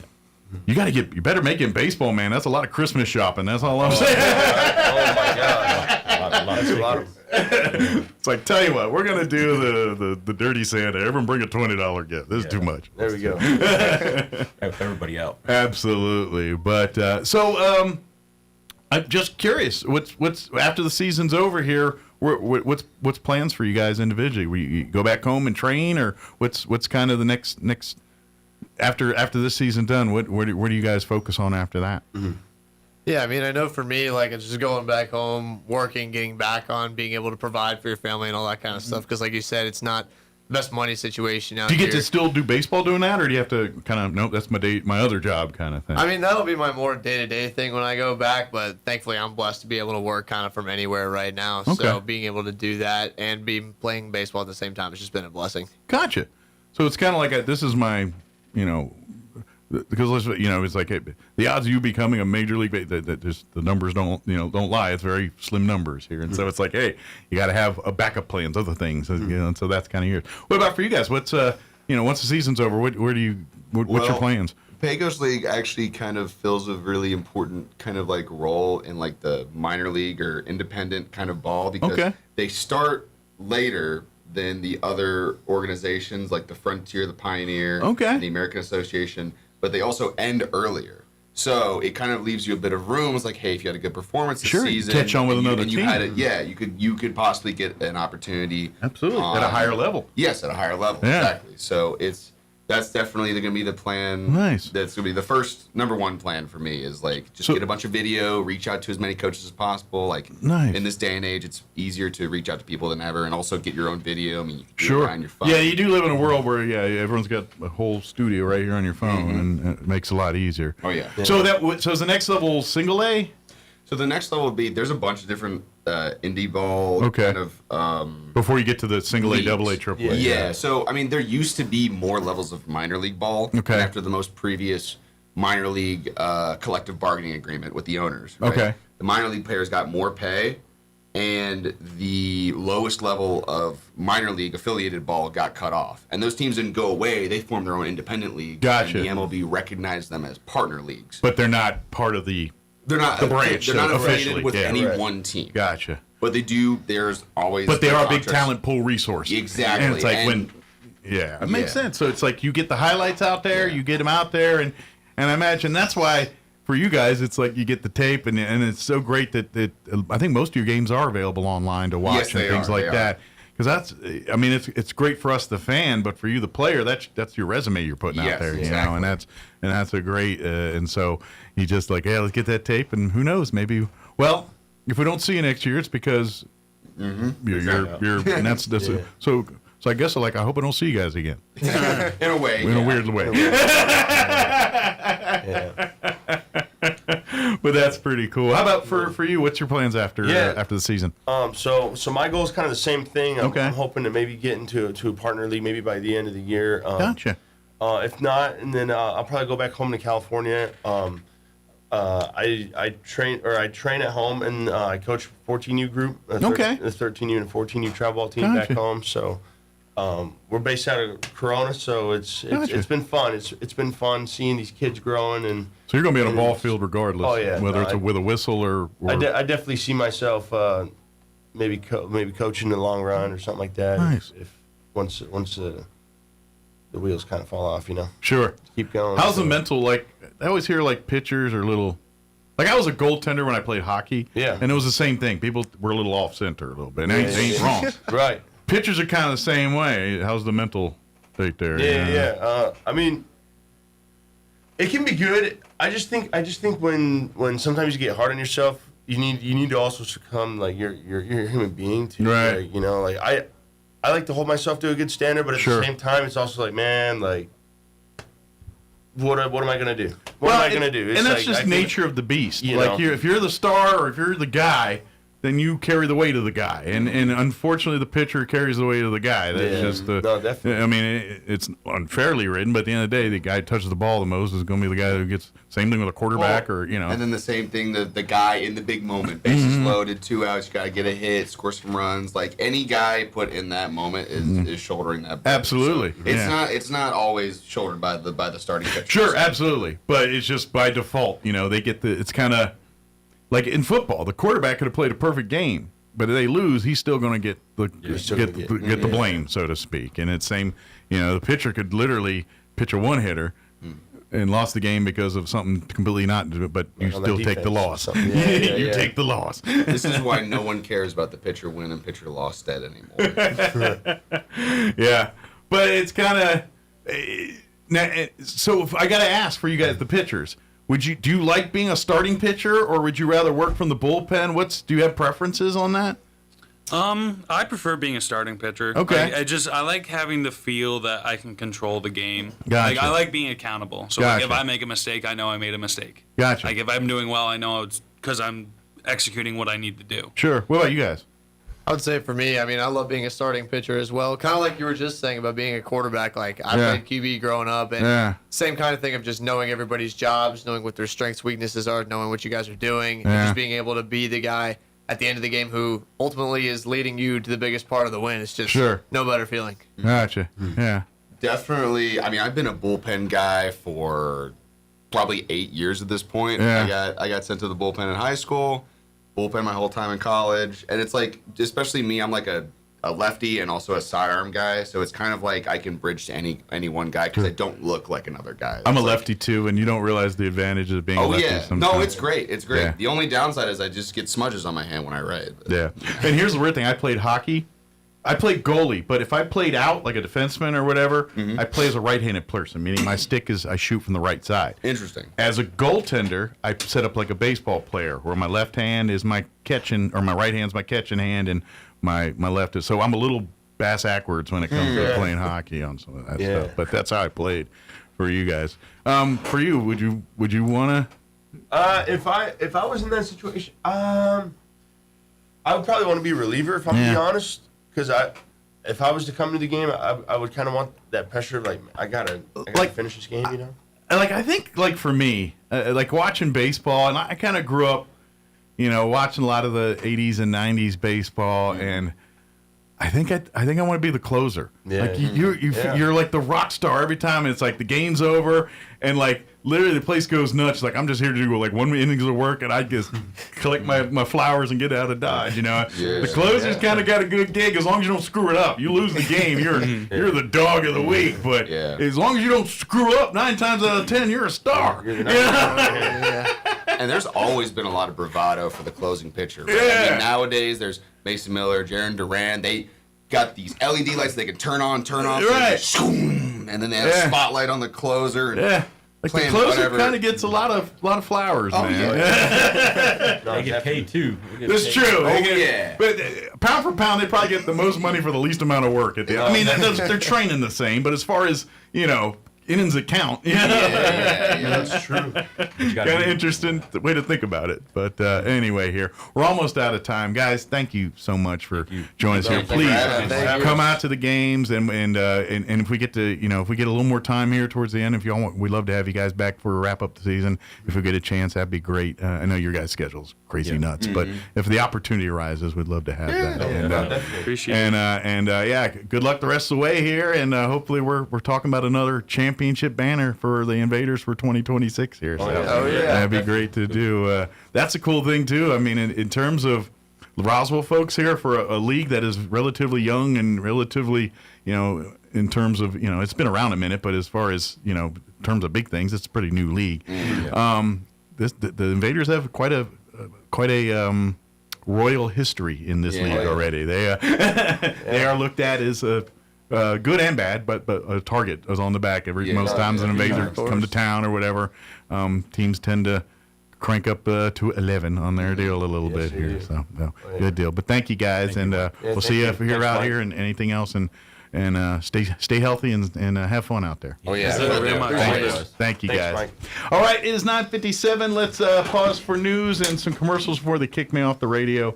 Don't go away. You're listening to Mornings with Mike Winters. With SRN News, I'm Bob Agnew in Washington. Doctors are shining new light on the cause of death for U.S. Senator Lindsey Graham. Preliminary findings from the D.C. Medical Examiner say Senator Graham died of what's known as an aortic dissection. That's a tear in the inner wall of the aorta related to the hardening of the arteries. An official cause of death will be issued after further examination. President Trump, meanwhile, says that South Carolina's governor should appoint Lindsey Graham's sister to finish out his term, which comes to an end in January. Graham's death has sparked a political scramble. As a senior senator and ally of President Trump, Graham was expected to win re-election easily in November. The president says the U.S. is reinstating a blockade on Iran in the Strait of Hormuz and will charge ships for safe passage. He made the announcement in a post on social media today after another exchange of fire between the two countries. The strait normally serves as a conduit for about 20% of the world's oil and gas. This is If you have unfiled taxes or are in debt to the IRS, this is important news. Did you know the IRS has programs specifically designed to help people struggling with tax debt? Powerful tax assistance programs that can save you thousands if you qualify. No one knows these programs better than the experts at Optima Tax Relief, America's most trusted tax resolution firm, A-rated by the Better Business Bureau. Their award-winning tax attorneys and licensed professionals have resolved over $3 billion of tax debt for their clients. One call to Optima can start the process, helping to put an end to your worries about wage garnishment, asset seizure, and other aggressive IRS actions. Find the best options to solve your tax problems. Call the experts at Optima Tax Relief today for a free consultation. Call 800-358-9218. 800-358